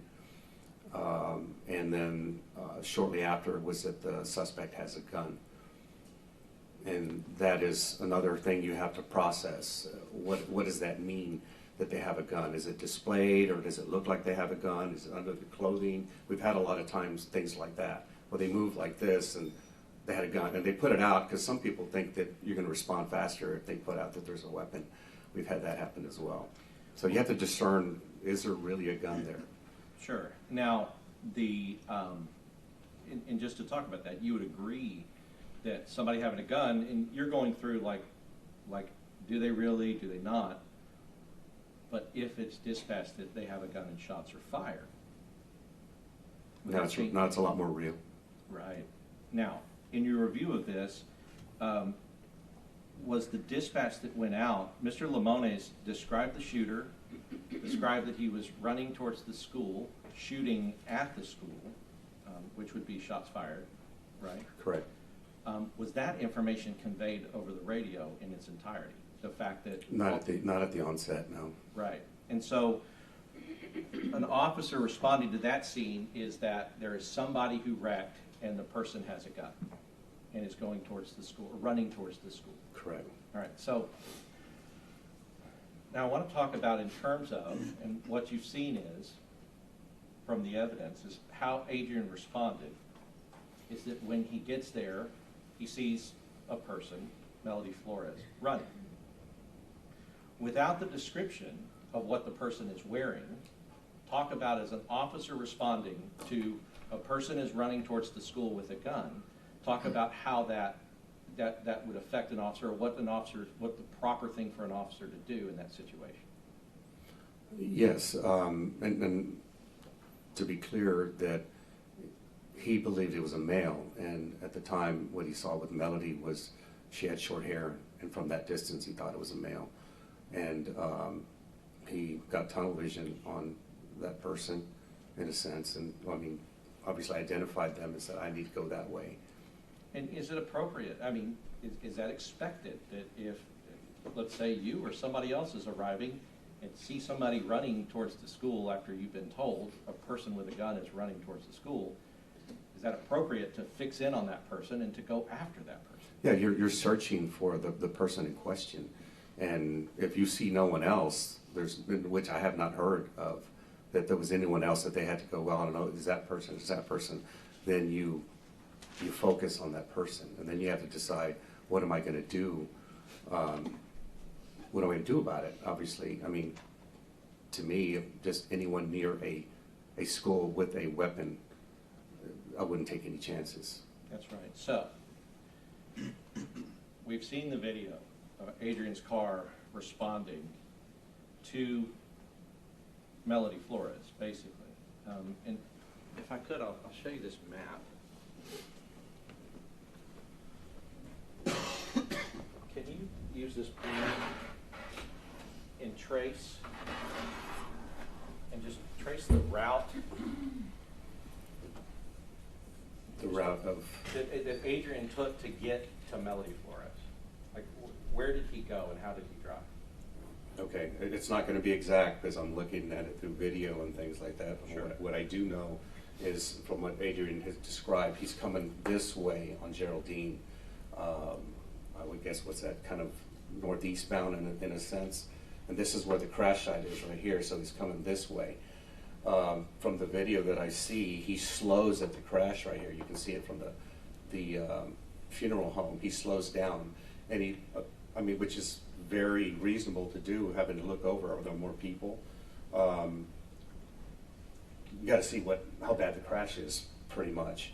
And then I believe at that point, then he speeds up when he gets right here to this gate, of which he said is supposed to be closed and locked. It's wide open.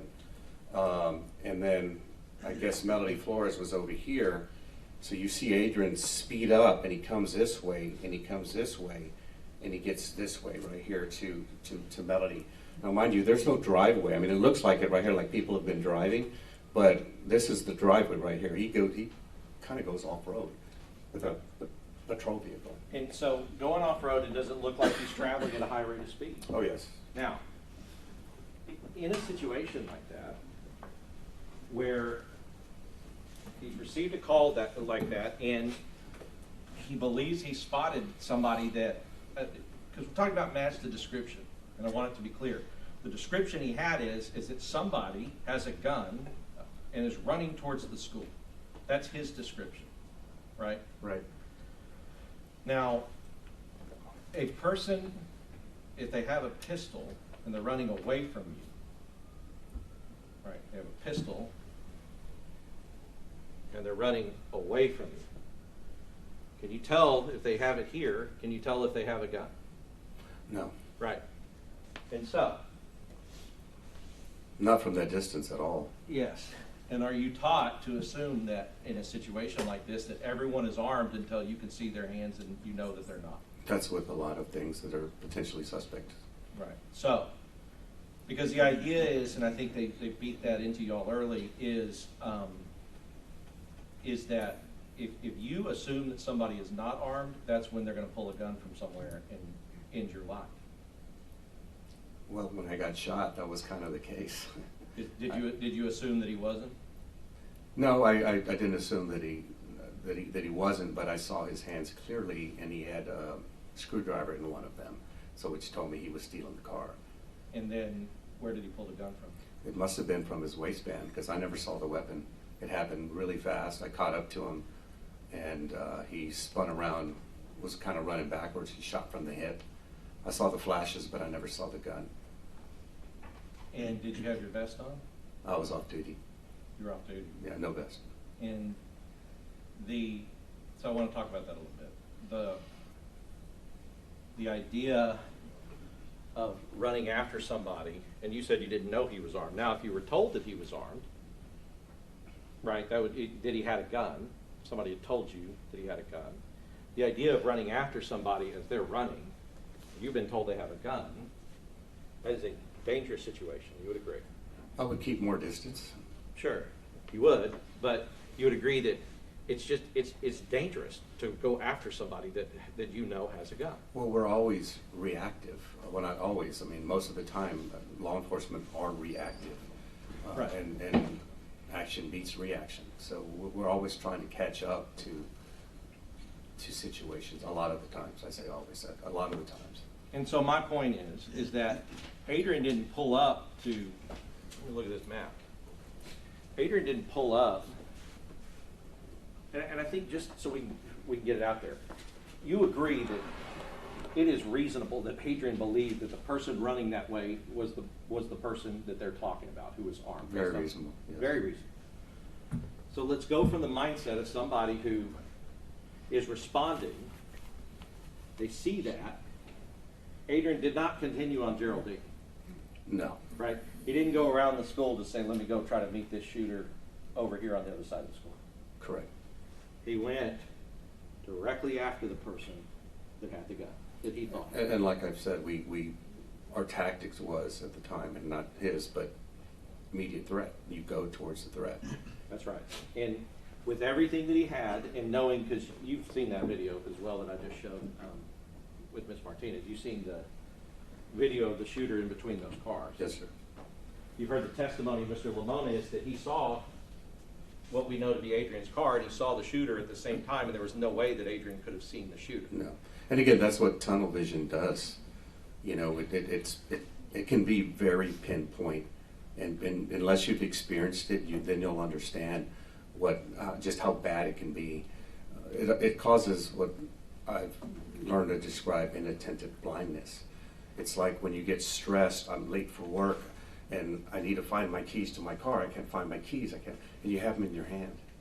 That's inattentive blindness because you're stressed. And granted, you know, maybe your last time to be late. I don't know, but it's even worse when other things are going on. Now, mind you, Adrian was also driving fast. He was going code 2 from where he was responding, so that adds to your stress trying to get to a location safely without running anybody over or getting to an accident yourself.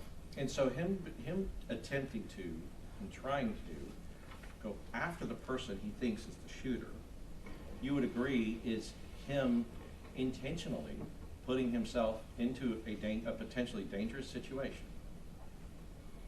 Yeah, yes, because what I learned from how they handled bailouts, all these bailouts we keep hearing about, was they would establish somewhat of a perimeter to make sure that they didn't come into the school.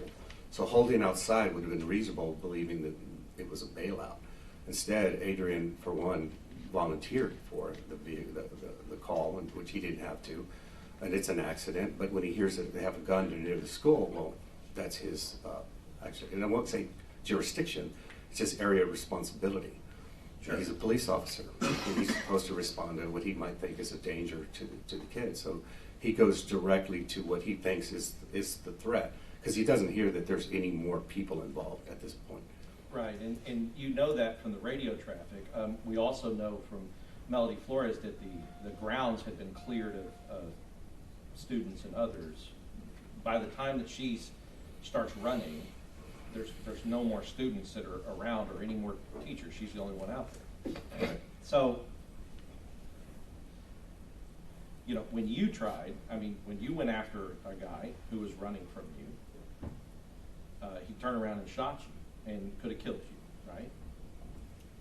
Yes, sir. Okay, so, and I guess it just, because I really want to establish here that Adrian is not running away from what he thinks is the threat. He's running towards what he thinks is the threat. Right. Then you have to decide what you're going to do when you get there.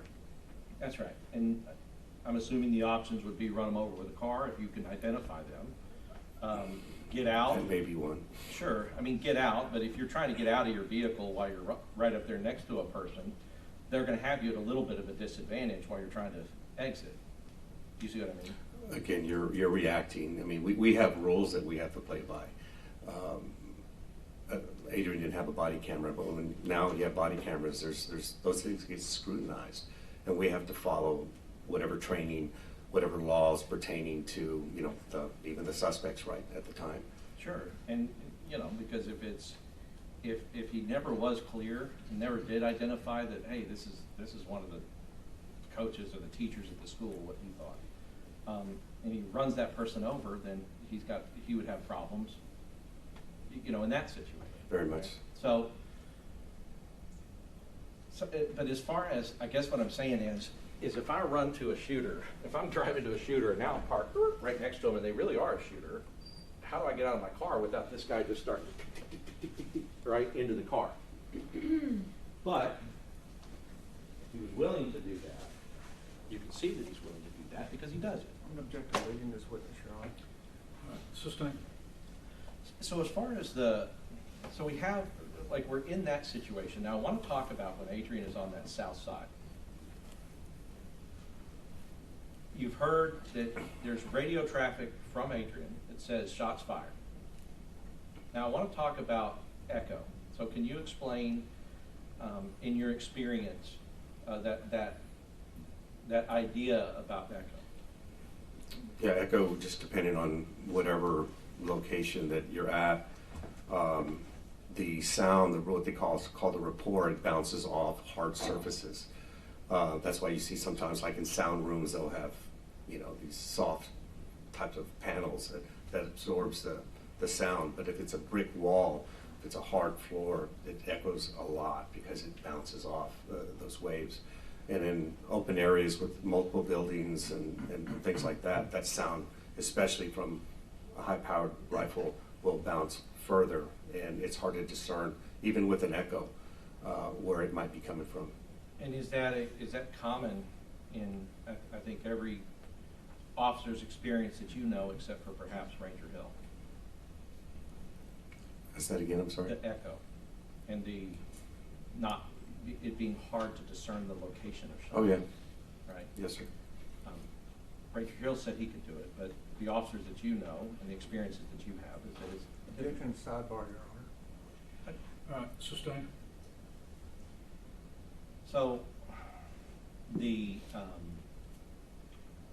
so when somebody is in that position where Adrian is, and shots are being fired, can it be difficult to locate where the shots are coming from? Especially if you're on the opposite side of where they're coming from. And why? Because it's blocked, the rapport is blocked from even getting to them.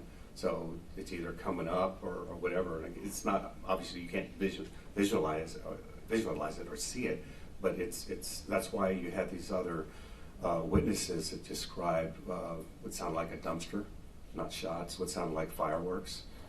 I'm sure that's what Adrian was hearing as well. Well, talk about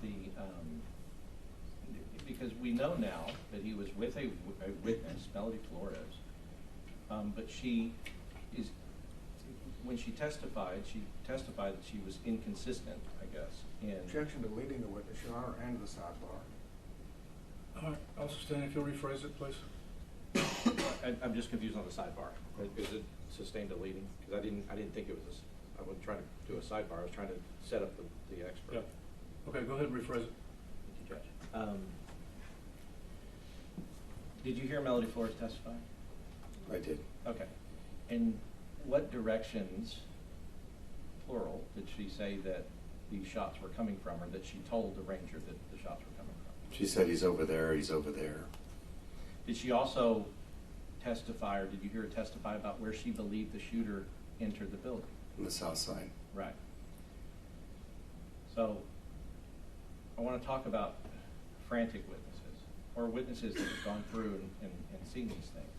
Are they always going to accurately convey what's happening? No, and I think we've seen that in this trial so far, and how they testify and what they said and the interviews.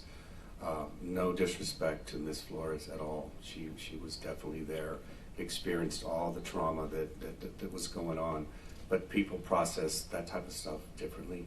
And based on her testimony, and of course I also listened to 2 of her interviews with the Rangers, there was a lot of the information wasn't really very clear. And obviously, one of them, the first one was like 7 days later. I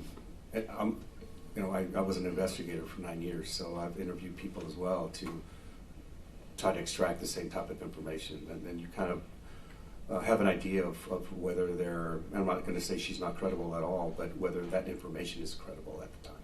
And so let me give you a hypothetical. I mean, I guess you're placed in this position where Adrian's placed, speaking to a witness. And the witness is telling you that he is going into the south side of the building. Do you have sight on the south side of the building? Somewhat, yes. Right. So from here, you can see what's happening here. Right. Okay. So if a witness is telling you that a person is going into the south side, and you see that that's not happening, what do? Well, you're still trying to figure it out, because he even drove by that place. He didn't see anyone up this way, so he's trying to process it appears he's trying to process the information. Like, I already know, I have like history through there, and I didn't see anyone. So who are you? That's why he said who is that way. Sure. And so if your eyes are telling you that this witness, what she is saying, is not actually happening, do you have to go back through, and just hypothetically, like going back through the OODA loop and going back through where you have to observe, orient, decide, and act? That's a very hard thing to explain to people because they don't experience it, but you're correct. You have to reassess what's going on, and not to mention there's other things coming in. He's got 2 radios on him that have a lot of probably chatter and traffic, as would any critical incident would happen. Most likely sirens going on as officers are arriving. Whatever he might see and people coming and arriving, he has to take all that into account. At the same time, listen to this witness. And at the same time, are shots being fired? Correct. Okay. So here, and I guess my point being that if your ears and your eyes are telling you that what the witness is saying is untrue, or just not accurate, do you automatically just run off to wherever the witness has told you if your other senses are telling you that it's not accurate information? No, it takes different people different amounts of time to figure out that's the action I need to take. And again, not being sure where it's coming from, is it going to stay there? If it's going on over there, is it going to stay there, or is it going to move somewhere else? And were you able to hear what Melody Flores had told the Rangers and the DA investigator about how long she was standing there speaking with Adrian Gonzales? 2 to 7 minutes. 2 to 7 minutes. Now we know it couldn't be 7 because 7, a lot of other stuff is happening. But in the 2 to 3 minute range, if she is there, talking to him, telling him things, just in a hypothetical, is that another thing that is distracting or is not, I guess, is it another thing that's other pieces of information that makes it difficult to discern what's actually happening? Very much so, yes. Now, we heard, and I want to talk about when we know that Adrian has processed where he believes the shooter is based upon his senses and what Melody Flores is telling him. What is the point where we can all say, we know that Adrian has processed that information? When he starts broadcasting Right. the information that he believes is pertinent. Right. And so before that, we don't know how he's taking the information, what information he's having to sift through. But once he broadcasts the information, we know that he's processed it and he's sending it out to others. Right. Right. And in your listening and in your experience with the radio traffic, has Adrian consistently broadcast the things that he's seeing when he's seeing them? I believe that whatever he broadcast was pretty much the right information, because a lot of times you should just give the clip notes and not give a speech on the radio, because other people need to broadcast. Because a lot of times people under stress, they don't also broadcast the right stuff either. You know, so I believe the information that was provided was sufficient. Yeah, and I guess what I mean is, as well, is that the broadcast, typically shots are fired and he broadcasts shots fired. Correct. He doesn't wait a minute and say shots fired. He says it at the time he perceives it. Right, because at the time he knows that other people are on the way, other officers. He's on the west side of the building, teacher parking lot, supposedly wearing black, supposed to be wearing black. I guess that is the moment that we know he's processed where this guy is. Right. Okay, so in evaluating that, where is the shooter and what has happened at the time that Adrian broadcast this information? He is by the door. And The west door, I'm sorry. the west door. Yes. That's the upper door. And so, and I want to talk about cutting the pie, because one of the things the prosecutor said from opening statement is that Adrian had to get to that wall and try to distract, on that south side of the building. Were you able to look at the air conditioning unit in the fenced-in area around the air conditioning unit at the south side of the building? Yes, sir. Okay, so go through and talk about some of the complications of trying to get around that and what a person would have to do. Well, for one, it was fenced in with like a chain link fence, so to try to gather as much information as you can, you want to see through that as well, and it's not easy. It's not to mention one side and then another side to see what's going on. That's one thing, and then to get up to that corner, because that in and of itself is not really covered at all. Bullets can actually go through that fencing there as well. And then obviously determine, is he still shooting? Is he coming my way? Is he going away from me? Move accordingly to what you see. And pie in the corners, as people call it, it can be taken quickly, or it can be taken slowly and methodically. Quickly, you being under stress, you lose a lot of the information that you're trying to gather. But slowly and methodically, in a dynamic situation, is too slow, so to speak. But it's taught slow and methodically first. And so when we're talking about trying to use this building as cover, and just to remind everybody, by the time he's communicated that he knows where this guy is, the guy's inside the building. He's not over here anymore anyway, he's inside the building. Right. Okay, but let's assume after the communication, he goes over here. I think, can you explain to us, with this AC unit causing this issue, like how does somebody pie that corner, and where do they have to end up going? Well, to get a better view of what you need to see, it's better to stay out wide right here and come out wider this way. If you come up and hug it, you don't see as much information as quickly as you'd like to see. So it's best to come out wide and give you a little bit of room to be able to see what's going on. I mean, you also have to worry about cover being taken this way. behind these cars. You're trying to figure out the actions of the suspect. What we know now, and again, it's all hindsight, is that that's the path he took based on the evidence that we see. That's right. And so had Adrian done that, and he is like trying to pie this corner, the shooter's already where we see these X's by the time he has understood where the person is, and now he's trying to pie this corner. Right. If somebody does pie the corner out wide, and somebody is here, what is the backdrop for the person who's had to go around that corner? Well, anything that's up this way and across the street, And it looks like a residence. if here, shooting this direction, what's the backdrop? If they're out here, shooting this way? Well, you have the building and whatever its construction is made out of, the brick, and then you have to worry about the windows that are there. Same backdrop that they would have. Correct. If you're out here and shooting into there that way, or at somebody who's there. There's definitely concerns from both ways. But we know that at the time that we're talking about, the shooter wasn't there anyway. Correct. All right. So as far as having time to respond, when you talk about specifically having time to respond, by the time that he understands and broadcasts out where he believes the shooter is, based on hearing the witness, hearing the shots, all of those things, does he have time to respond to the shooter over on that west side of the building? No. Because why?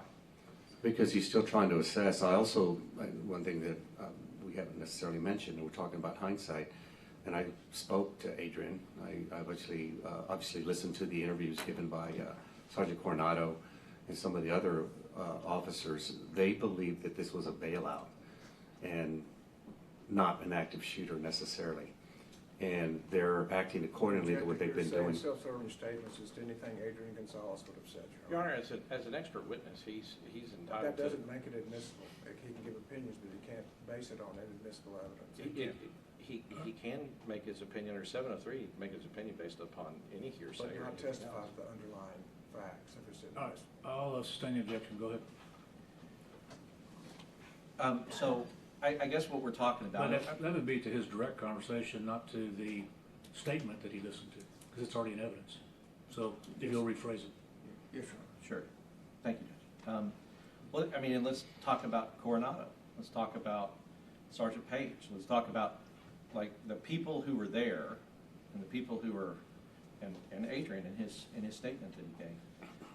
The bailout problem in Uvalde at that time was very, I guess, it was very real. It was very present. Yes, sir. A lot. And so, I guess talk about what that does. If you assume something is one thing, does it make it harder to respond maybe accurately to the information that you're gathering? Well, they're two different situations. From a bailout, what they're conditioned to, and I don't believe they had any training in handling bailouts, it just happened and they would deal with them. Then you're in that mode and that mindset of what I need to do. My conversation with Adrian, I wanted to know. Objection, Your Honor. Yeah, it's fine. So as far as, and I just. All right, I'll sustain the objection, go ahead. So what the judges ruled is, like, as far as your conversation with him, we can't talk about that. The prosecutor's objected to hearsay. But as far as just the things that you've seen in the evidence, right, and what you've heard testified to, I think every teacher that we had up here talked about the bailouts. Yes. Okay. So just talking about that in the sense of, like, when you said conditioned, an officer can get conditioned based upon like this prevalent thing happening. What do you mean by that? It happens frequently. It goes along with the training. When you train someone on something, especially tactics, whatever time frame that is, let's say 16 hours, then you're in that mindset of this is what we're going to be dealing with, let's say active shooter training. But in a real situation, and you're like, I've identified this as this, in this situation of bailout, well, that's where my mind goes to, and this is what I think I need to do and handle it. Whenever the situation changes on you, now you have to go back through your mind and bring up whatever training from whatever time you went through it and start implementing what you think you should do at the time. And different people handle that different ways. Well, let's talk about how a different person handled it a different way.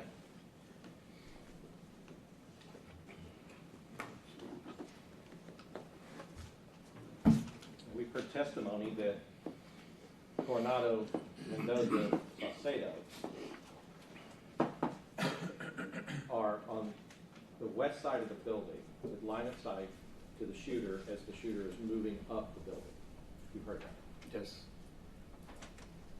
When Coronado, did you hear the testimony that Coronado called out at some point as he's going around the building that he thinks the shooter has gotten into the building? Yes. Okay. So how did Coronado respond to thinking that the shooter got into the building? He believed that he was going to run through the building and spit out back out this way. I say spit out, come back out this way. And therefore, he went around this way to intercept him as he came out. All right. And does that action tell you his mindset about what he's thinking is going on? I believe he's thinking that it's a bailout. It's a bailout. And that he's going to run through here. Yes, sir. Right. Because you would agree that Coronado, after he gets around here to this side, you can obviously see that he did not run through. And then here's those shots. Coronado takes action as well and runs into the school. Yes. All right. So, and I just want to talk about the fact that this is not about Coronado trying to avoid engaging. It's about a complete mistake in the intention of the person going in the school. Yes, sir. Okay.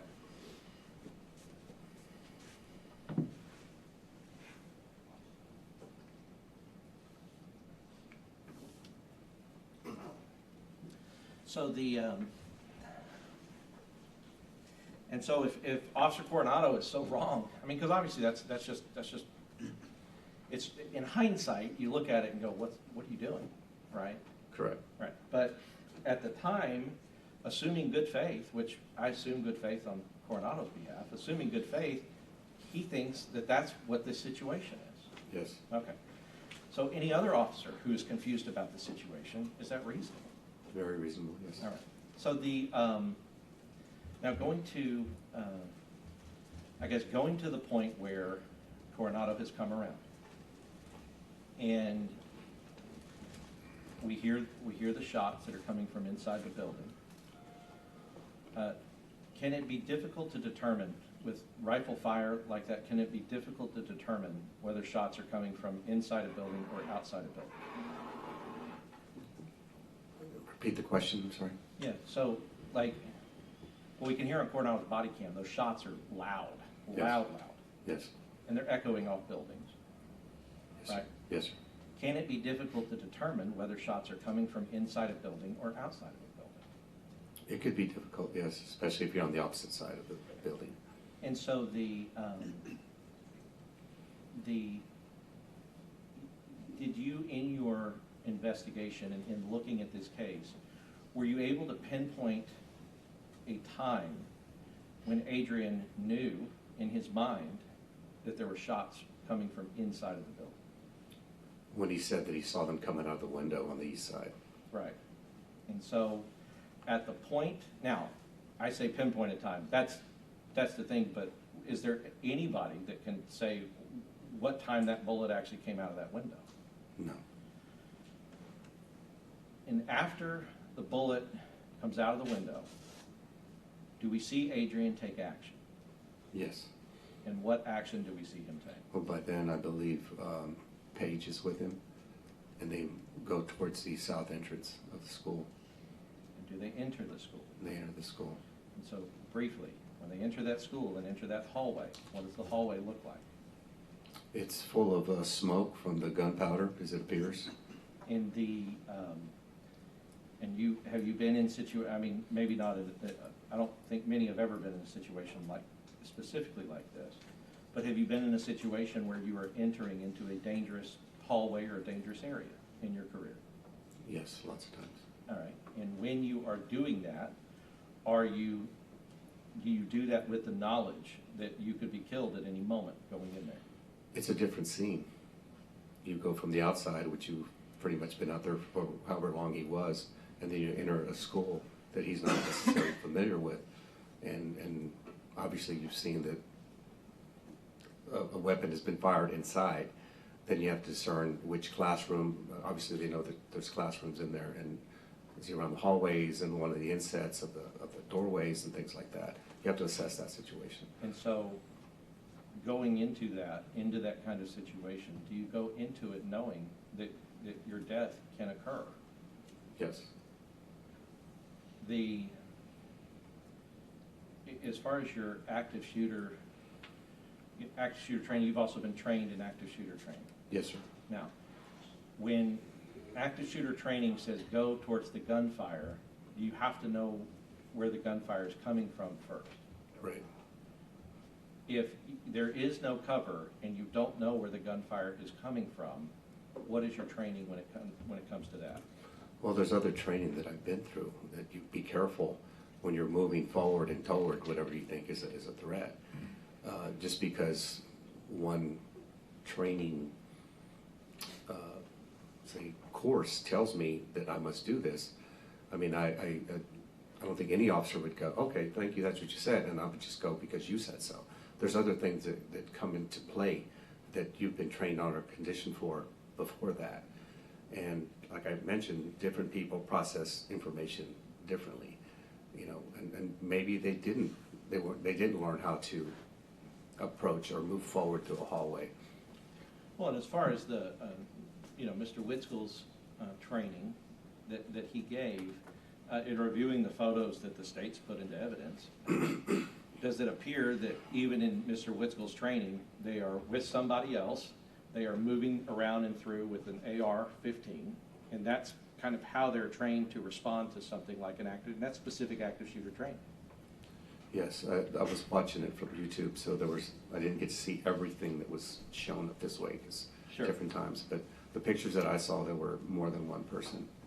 Right, and an AR, not a pistol. Correct.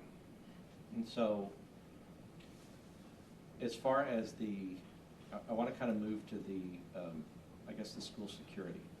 Do you have a background in what you do now in advising schools and school security? I'm a safety and security consultant for some charter schools in Okay. Texas. So tell me about the specific failures that you noted in the security that allowed kind of unfettered access to these children.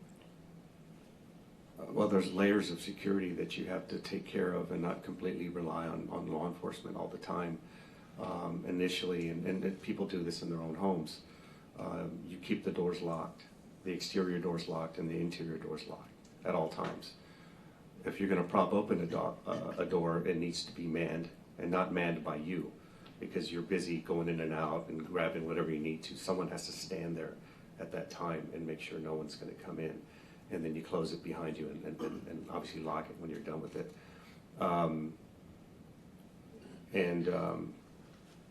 The protocols of the drills to condition the people to react and respond to.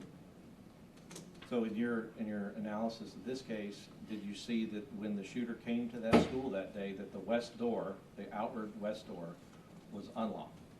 It was, yes. It didn't look like he even thought it was locked. And then the south door that Adrian and Donald Page went into, was that unlocked? They didn't use keys, they just opened the door.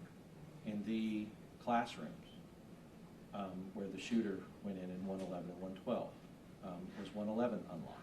That's what I'm hearing. And so as far as when it comes to school security, in the way that you consult, would all of these be obviously security violations that could result in something like this occurring? Yes, sir, especially if they were prevalent. Someone should, in the administration, should be checking those doors regularly, and then obviously reporting when they don't, when they're not locked, and report them to the principal or whatever. I've had to do that in certain schools where they were constantly unlocked. And as far as the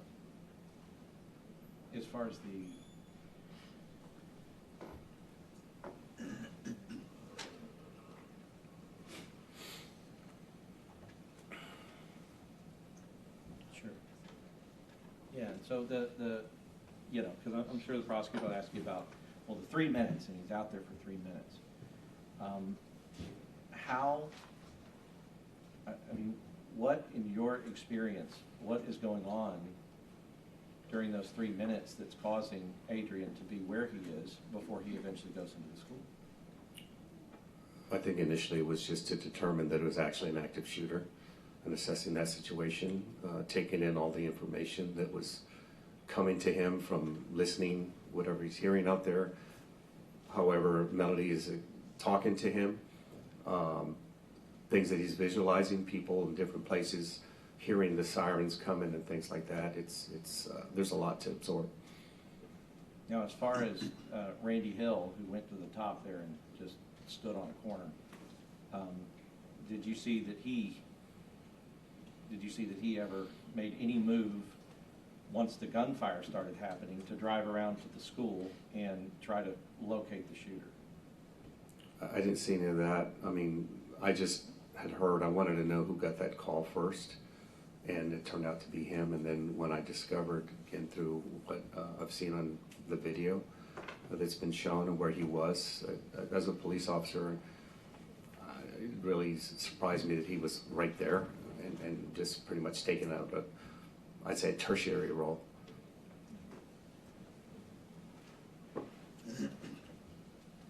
I'll pass the witness. Thank you, Your Honor.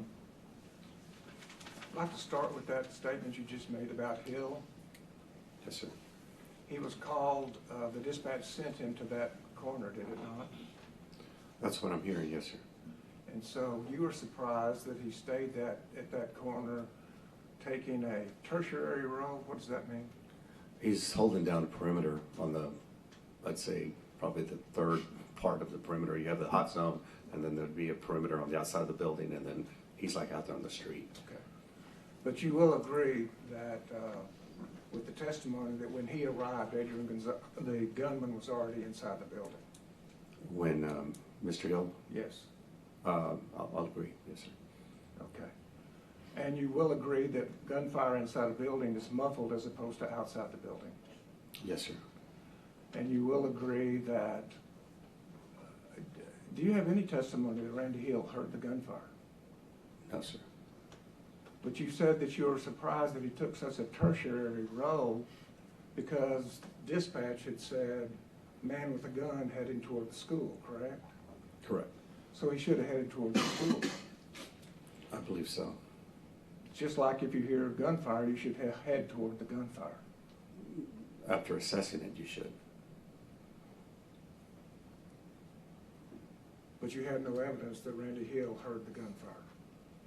No, sir. Very little evidence of Randy Hill at all. Fair enough.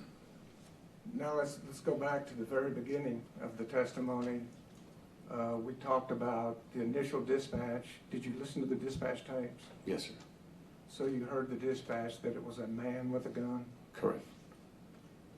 and that he was headed to Robb school? From what I understood, I didn't hear headed. It was just a suspect with a gun is what it was. Okay. And then that shots were fired Yes, sir. and headed to Robb. Correct. And whether this was a bailout or heading to Robb, it could be both. Correct? Both what, sir? Both a bailout and a man with a gun, shots fired heading to Robb. Oh, yes. And that, just that information alone is sufficient to put you on notice that people at Robb are in danger, isn't it? Yes, sir. And as far as whether it was a bailout or protecting the school, you saw Adrian Gonzales' statement that he made. To the ranger? Yes. Yes, sir. And he said the wreck, that was Uvalde's jurisdiction, correct? I don't know. I don't remember him saying that exactly. May I approach, Your Honor?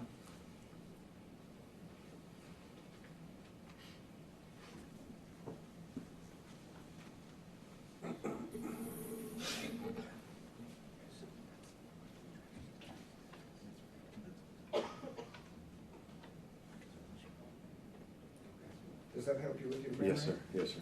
Did Adrian Gonzales say, "I didn't respond to the wreck, that's the police department's business"?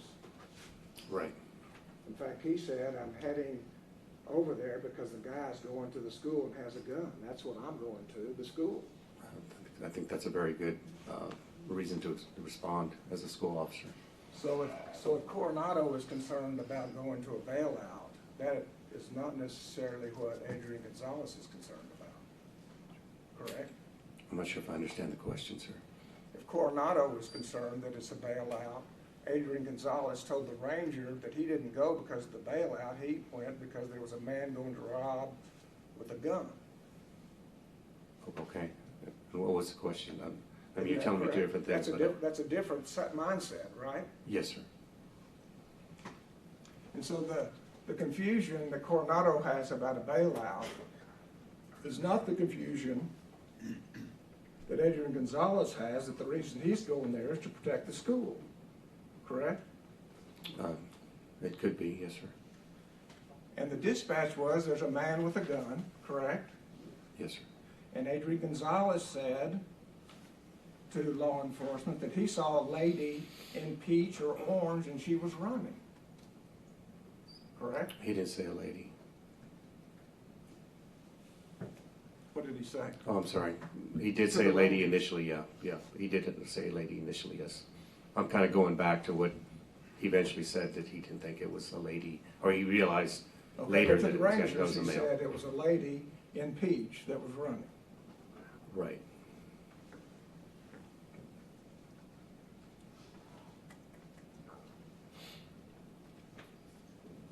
And I want to talk about the Echo situation, correct? Yes, sir. Adrian Gonzales is standing at the east of the fourth grade wing, correct? Kind of southeast, yes, sir. Southeast.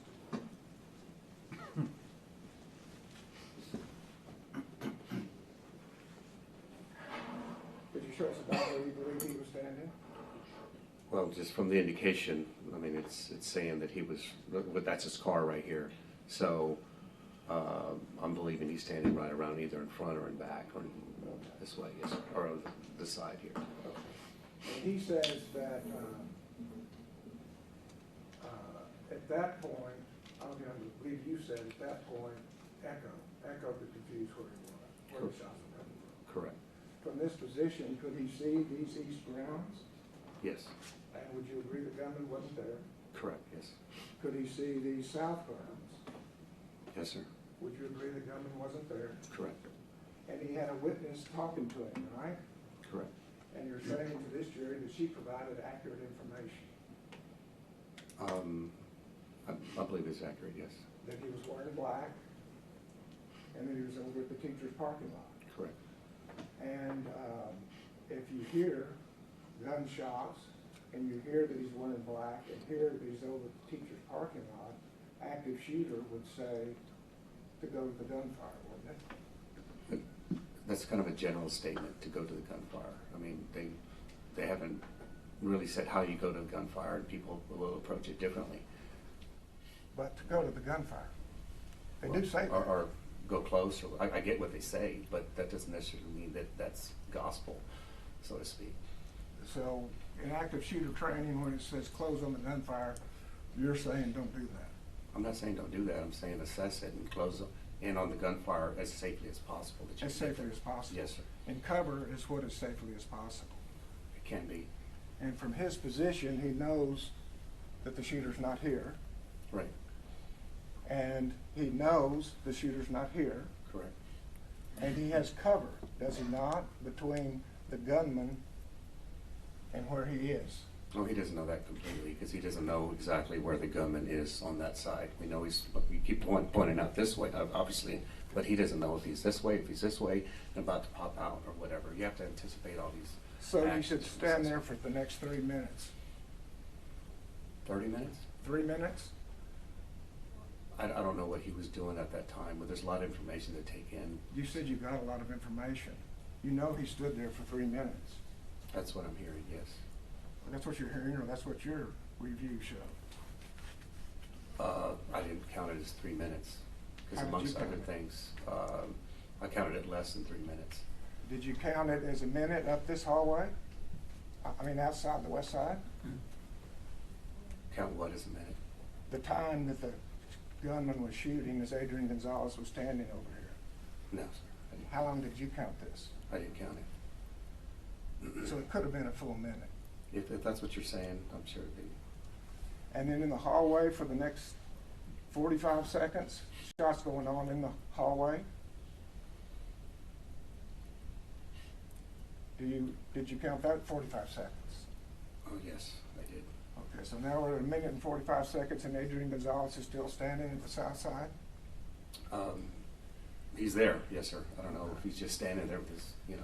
And shots being fired inside this building, those are shots that Coronado hears about the same distance away from Adrian Gonzales, maybe further.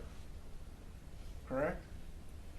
I'm believing Coronado isn't he coming from here, sir? So further away than Adrian. Right. And he says, after he hears the shots, does it take him 2 seconds to say shots fired, get in the building?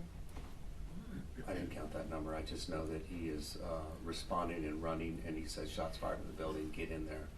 Was it almost immediately? What was almost immediately? Coronado When he heard them, yes. heard the shots saying, shots fired, get in the building. When he heard them, yes. And Adrian Gonzales was here during these 16 shots, these 24 shots, and an additional 60 shots. And he's still standing here, correct? Again, I don't know if he's just standing there still and just hoping not to move, or Do you believe he's standing there hearing an echo that Coronado doesn't hear? I don't know.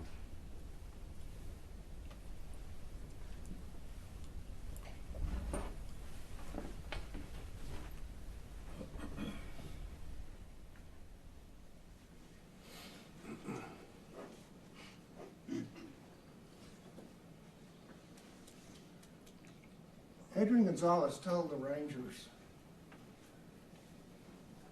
the sequence of when Melody Flores, let me just ask about Melody Flores for a second.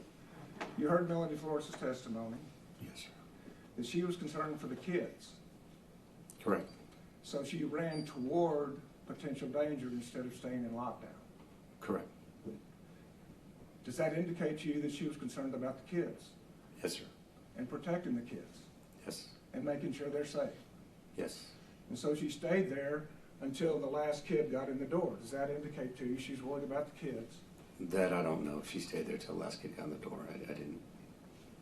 And so when Adrian Gonzales drives up, and Melody Flores says, I told him, he's over there, he's in black, and Adrian says, where? And she points to it. Does that indicate to you somebody that would have done that immediately upon seeing the police officer? Did Melody would have? Yes. No. She'd wait a minute or so and then say, by the way, he's over there, the teacher's parking lot, wearing black. That's your testimony. Wait a minute and say, She waited a full minute to tell Adrian Gonzales that the shooter was wearing black. He was at the Oh, teacher's no. parking lot. I get what you're saying now. No. You know, she said that immediately, didn't she? I'm sure she said a lot of things immediately. And Adrian Gonzales told the ranger that she tells me he's over there. She was pointing, saying he's over there. He's dressed in black. I say, where? She says the teacher's parking lot. Correct? And that's when he hears rounds going off. That's what the transcript says. That's what he told the ranger, correct? Right. So a teacher says what he's wearing, which you say is accurate, where he is in the teacher's parking lot, which is accurate, and she's pointing, and as that's going on, he hears the shots going off, correct? I don't think it's as clear cut as you put it out. Excuse me? I don't think it's a clear cut as you're putting it out. You don't think it's as clear cut as Adrian Gonzales told the Rangers? No. That's my assessment, sir. I believe there's a lot of context missing in between all that information. The context that's missing is this 3 minutes, correct? That's what you're saying, yes, sir. And you don't know how long it was How long what was? before Adrian went inside. You're saying 3 minutes, so I'll take you at your Did you word. watch the funeral home tape? I did. Did you see when Adrian pulled up At what point? and parked? Did you see Adrian pull up and drive to the south side and estimate when he parked? No, you can't see that. You can't see him drive over that area and then estimate the last few seconds? You can see him drive to that area and then he disappears once he gets past that building. But to estimate when he parked, I'd say, I wouldn't even call it parking, I'd see when he stopped. Okay. But at any rate, you did continue watching the funeral home video to see that Paige arrives about 2 minutes and 45 seconds later, Okay. correct? Yes, sir, if you say so. And that's when he joins Adrian Gonzales, correct? Yes, sir. So Adrian Gonzales, by the funeral home tape, is still there for at least 2 minutes and 45 seconds. Okay. And every second counts in an active shooter situation, doesn't it? It does. That is, the two things that are important are the police officer to go to the gunfire, find the gunman, correct? Before the gunman gets to the victims. Find the source of the fire. That's what you're saying, yes, sir. And every second, more victims can die if a police officer is standing and waiting. That's a wide assessment, but I mean, you don't know if he's actually doing that. I don't mean to sound ignorant about it, but you have to know that he's actually shooting someone. I mean, he could be shooting into the building like he was, or he's still a danger, understandable. Sure, 100 shots in the elementary school, that's not a danger to children during a school day. Oh, no, that's a big time danger, yes, sir. You would have stood there for 3 minutes? Me? Yes. I wasn't there, sir. You would have stood there for 3 minutes? I was not there and experiencing everything that was being experienced. I think it would be an unfair assessment on my part with myself personally, and my training, my experience. I would probably absorb information a lot different. And quicker? I would like to think so. And go? Or not, I don't know, it depends on what they were seeing at the time. I think that's what I mean about the context missing, about what he was observing in other places. And that's just to be fair, sir. And during that 3 minutes, if you saw a police car, you would call for the police car to come over and give you cover while you're hearing the gunfire, the 100 shots going off inside a school? If I was there for 3 minutes, Yes. I cannot accurately say that, sir. You're saying one of your possibilities, 3 minutes of listening to 100 shots, you would have called a police car over to give you cover. Well, you would also know that other people are responding and they might be on the other side as well. So giving information and then hoping that they're coming where you think they might go is another consideration you should take. In active shooter, you were taught priority of life scale, I do. innocent civilians first, Correct. and then police officers. Correct. And if if 100 gunshots are going off around a school, 60 to 80 of those inside a school building, that indicates innocent civilians are in trouble.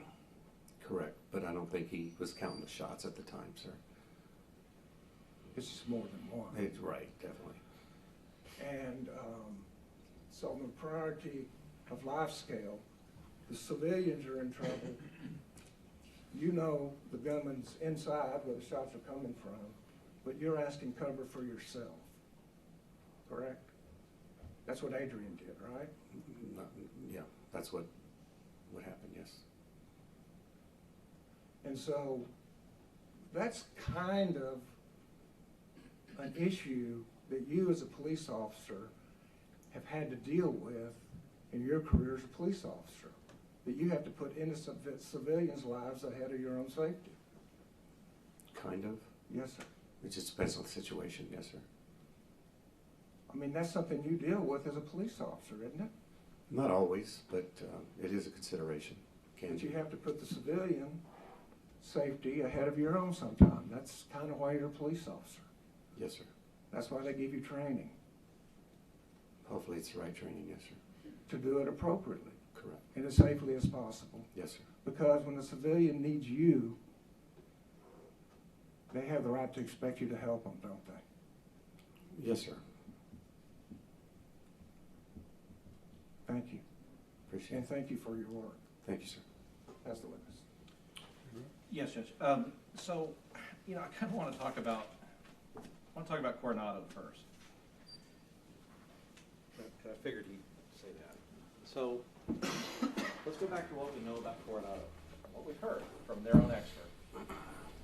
Coronado calls out right here that he thinks that the shooter is inside the building. Did you see that? Correct, yes. Okay. And goes around. Now, what the prosecutor asked is that Coronado, when he heard the shots, he immediately knew that it was coming from inside the building. Now, Coronado was saying that he was calling out that he thought the shooter was in the building over here, right? Right? I don't think he heard anything there. Well, what I'm saying is, and this is my question, Coronado is calling out on the radio, meaning Coronado knows that this guy has gone in the building. Here. I don't think so. Well, he says, I think he went in the building. Coronado says, right? Okay.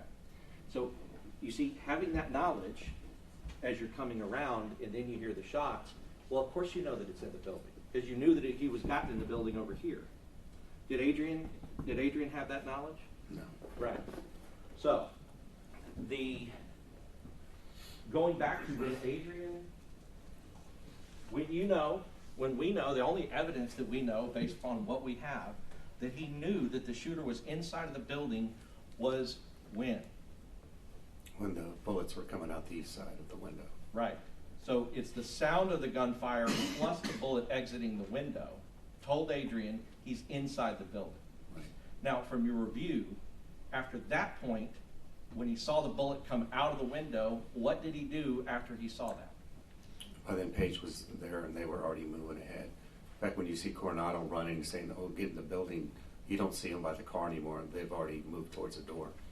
Right. And so what the prosecutor has done is he is trying to judge Adrian's actions by... Objection to what the prosecutor's done, Your Honor. It's not relevant. Well, then I'll say on cross-examination.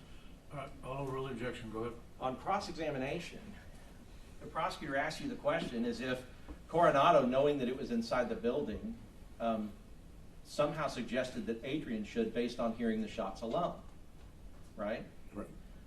But Coronado didn't just hear the shots alone. He was on the west side watching the guy, it having like somebody with line of sight to the shooter, knowing that he went in the building.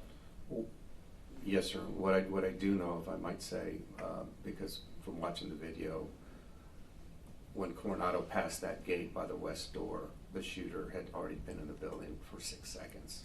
And I guess the idea is, in Coronado knew that because that's why he's running around the building. He thinks the guy's cutting through the building to get to the other side, right? Yes, yes. Okay. So Coronado knows that he's in the building. So when he goes around and figures out he didn't come out the other side and hears the shots, he knows that the guy's inside the building shooting, right? Well, he's no longer running through. No longer running through. But Adrian doesn't have any of that knowledge from where he is. Correct. Okay. You know, as far as Melody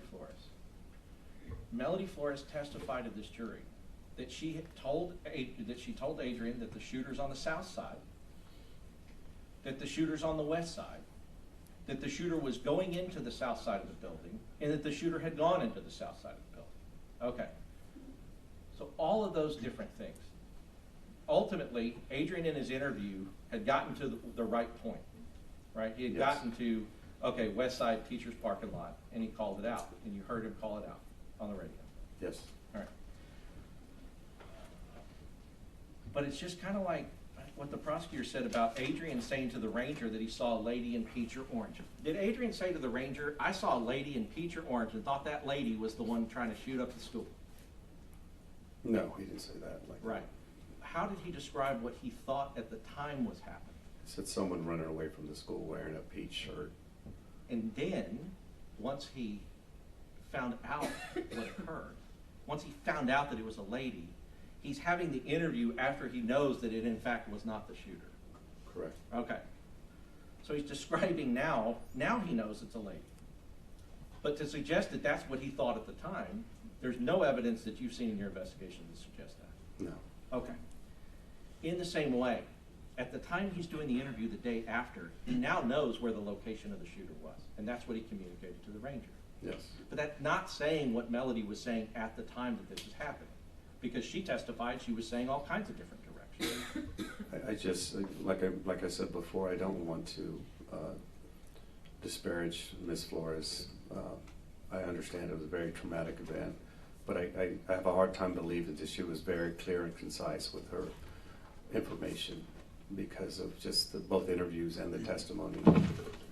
She eventually got to the pertinent information, but it's hard to discern what was said in between. Right, and she said herself, I mean, she told us herself that she did say things that were different. Like, for instance, she said the shooter had a pistol. Right. And that was clearly not the case. Correct. Okay, but, I mean, he didn't even have one on it. No. So, as far as with Melody, in the after-action report, I now know it's a woman. I now know that this is the direction that she was talking about. And so he's speaking to the ranger in those terms. Right. Okay. But at the time it's happening, he obviously didn't know this was a woman running toward the school. No, once you analyze everything that was said at the end, then you can kind of figure out the actual timeline and the progress of how it started. But Adrian was speaking in general terms. It seemed, you know, and he eventually said, well, I didn't know it was a woman at the time. And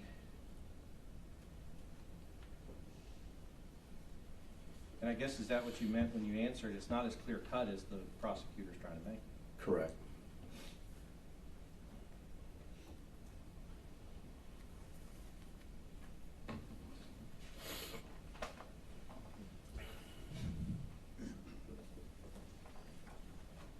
Pass it. Yes, as to Melody Flores, you said it was complicated what she was saying. That's what it appeared, yes, sir. She said, he's over there. Is that complicated? No, not those words, no. He's wearing black. Is that complicated? Not those words. He's at the teacher's parking lot. Is that complicated? Not those words, no, sir. And when she pointed, is there anything complicated about where you point? That's what she said she did. I don't know if that happened, to tell you the truth. And the only other, you don't believe she pointed? No, I wouldn't know. I mean, it sounds like that would go really well along with I told him he was over there, so. And with what Adrian Gonzales told the Texas Rangers, that when she pointed, that's when I heard the shots. Okay. Yes, sir. So you'd like to withdraw that last statement? I object to that. He doesn't have to withdraw anything. Sustained. So those are the three things that she testified she was telling Adrian Gonzales. The idea about him going in the south building, she didn't testify she told Adrian Gonzales that, did she? That he was going into the south Door. door. Ask that again, I'm sorry, sir. She didn't testify that she told Adrian Gonzales he's going in the south door, did she? I don't remember that, no, sir. The only other thing that she testified she said is, repeatedly, we gotta get in there. That's what she said. What does that say to you as a police officer if you're hearing shots going off and a witness is saying where somebody is and saying we gotta get in there? What does that say to you as a police officer? Well, it says to me that a witness doesn't really dictate what I do next. She doesn't know my job. I get what she's trying to convey, but I don't go based on someone I don't know as an order, or this is your suggestion for the situation that you're experiencing. That's what I would do. You would not consider her information? I didn't say that, sir. I just have one other area. Did you listen to all of the testimony? Of hers? No, in the courtroom? You said that you were in the courtroom and listened to some of the testimony? When I was here, I did, and then I watched the live stream when I was not present, yes, sir. And as much as I could.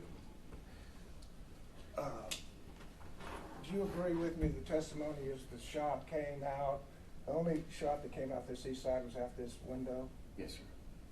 Would you also agree with me that we spent a lot of time talking about all of the children were lined up in this corner? Yes, sir. Because that's where all the blood is. Okay, yes, sir. So that's where all the shots are going. You would agree he was there to shoot children? Yes, And you'll agree there was no blood over here, where this window was? that I don't know, sir. You didn't see the photographs? No. Well, the jury will have to remember that. Yeah. Okay. You heard Arnulfo Reyes say that when he first got up, he's the first guy shot, correct? Officer Reyes, Arnulfo Reyes, I probably said that wrong, sorry. that he said what, sir? Arnulfo Reyes was in 111. Correct. He said the killed kids, he had all come to this corner, correct? Yes, sir. But he got up and went around the desk toward the window side. You remember him saying that? I don't, no, sir. Do you remember him saying that as soon as the gunman came in, he shot him? No, I don't remember him saying that. You don't remember Arnulfo Reyes saying he shot him? No, sir, I don't. Okay.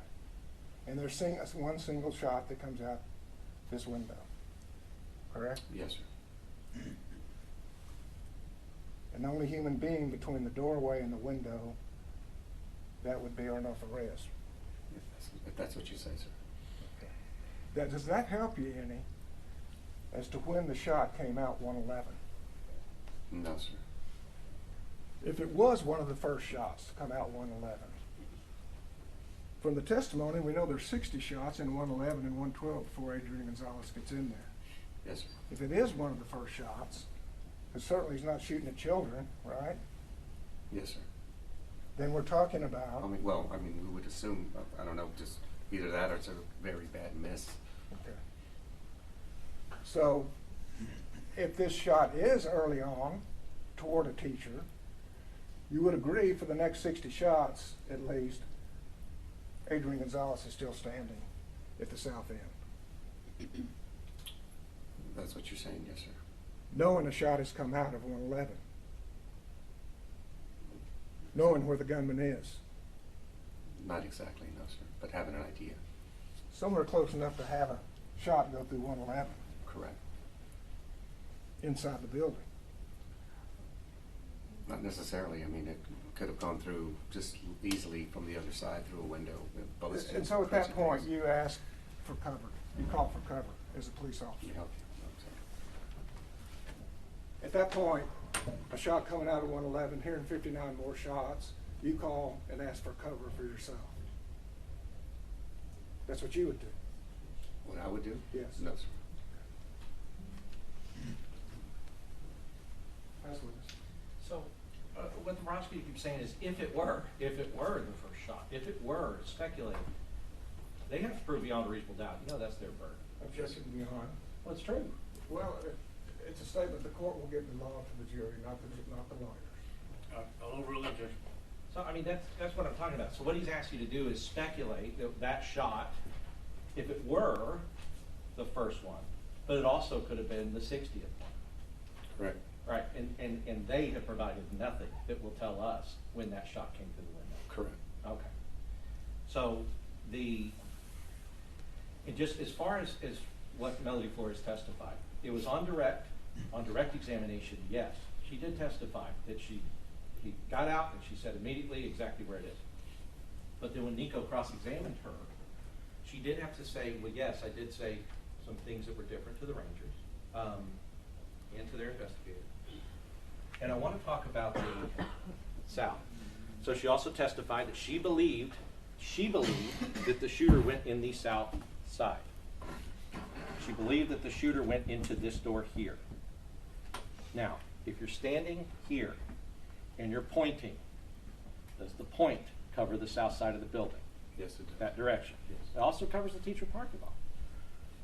But if she's telling him that he is going into the building on the south side, or you, hypothetically, if you're standing there and somebody is telling you that there is a person going inside the building on the south side, which is what she told the Rangers, and you can see that there's not a person going inside the building on the south side, what does it cost an officer or anybody to do? For one, not believe the information they gave them, and go by their own senses of what's going on. And continue to try to work out what exactly is happening. Correct. Okay. Continue assessing. So at the time in these situations, you would agree that these situations are messy, they're fluid, they're stressed, there's all of these things. But by the time we get here to court, everything gets packaged in a nice little bow as if that's how it happened. I'm having a hard time with that, yes, sir. Yeah. I'll pass it with. As far as stress with gunfire, that's what you talked about, Adrian, was going through the stress of gunfire? Not just gunfire, just everything. Encountering a person with a weapon, driving fast. Same kind of stress the teachers would have gone through? I don't know if it's gonna be the same, but, I mean, obviously what's going on around them is happening, so I don't know how they might process it. Yes, And sir. you heard the teachers, and under that stress, followed their training, didn't they? Yes, sir, I did. And the children, under that stress, followed their training, didn't they? Yes. And Coronado, hearing shots, ran to the gunfire, didn't he? No, sir. Just as trained. He didn't run to the gunfire. When he was on the southwest side, running to the building and heard the gunfire, he said, "Shots fired, get in the building," and then ran to the Coronado, south sir? door. Coronado, On the southwest side? yes. I don't believe he was on the southwest I side. think he meant the southeast. Southeast, excuse me. Yeah, I'm not trying to be difficult, I'm just, Southeast side, when he heard the shots, he ran to the building, didn't he? yeah, he was running already, yes, sir. Just as he was trained. I don't know how he was trained. Well, you know, active shooter training is throughout the state for all law enforcement now, right? Don't you? 16 hours every 2 years. Excuse me? 16 hours every 2 years. So they are trained in that, aren't they? They've been through training, I wouldn't call it they've been trained. I asked about training. Yes, sir. Asked them. Okay, so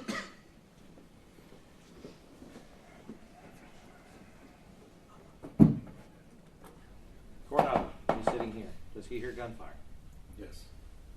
Mendoza, does he hear gunfire? Yes. Saucedo, does he hear gunfire? Yes. Do they believe it's being fired at him and them? That's what they're saying. Right. So no, the gunfire is here on the west side of the building, right? Yes. Okay. Does Officer Saucedo say, "I think I see the shooter," or "I think I see him, permission to shoot"? Yes. Okay. So not only do they see the gunfire, they actually see the shooter, according to what they said, right? Yes. And then Coronado is radioing that he thinks he got in the building while he's on Geraldine Street here.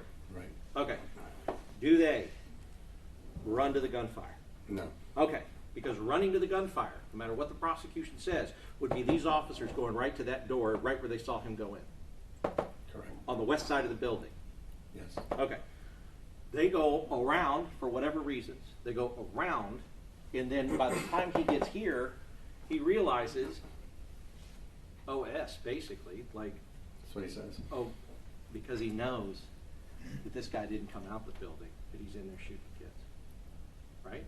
If I may say, again, from my professional experience, I'm having a hard time wondering why, what they Objection would. is non-responsive, Your Honor. Well, I'll ask him a question. Go ahead. From your professional experience, what do you take from that?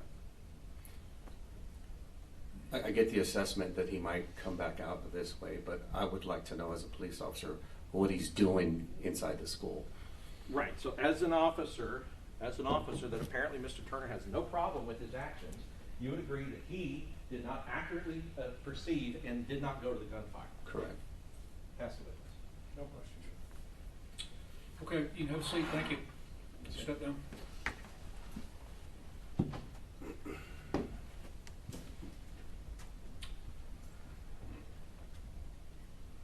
Next one. Your Honor, may we approach? Okay.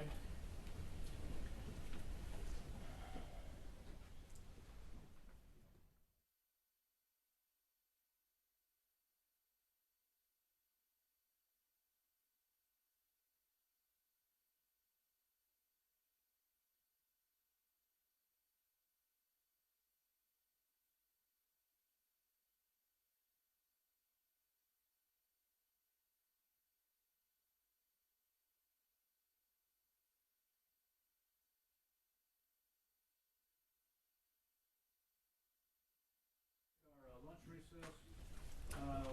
We're gonna go an hour like we talked about. I don't know if they've got it set up for you or not back there. If for some reason they don't and you wanna take off and go elsewhere and eat, you're welcome to do so. But if they've got it set up for you back there to eat in the jury room, you're also welcome to do that. We'll be in recess for 1 hour. Let everyone rise for the jury.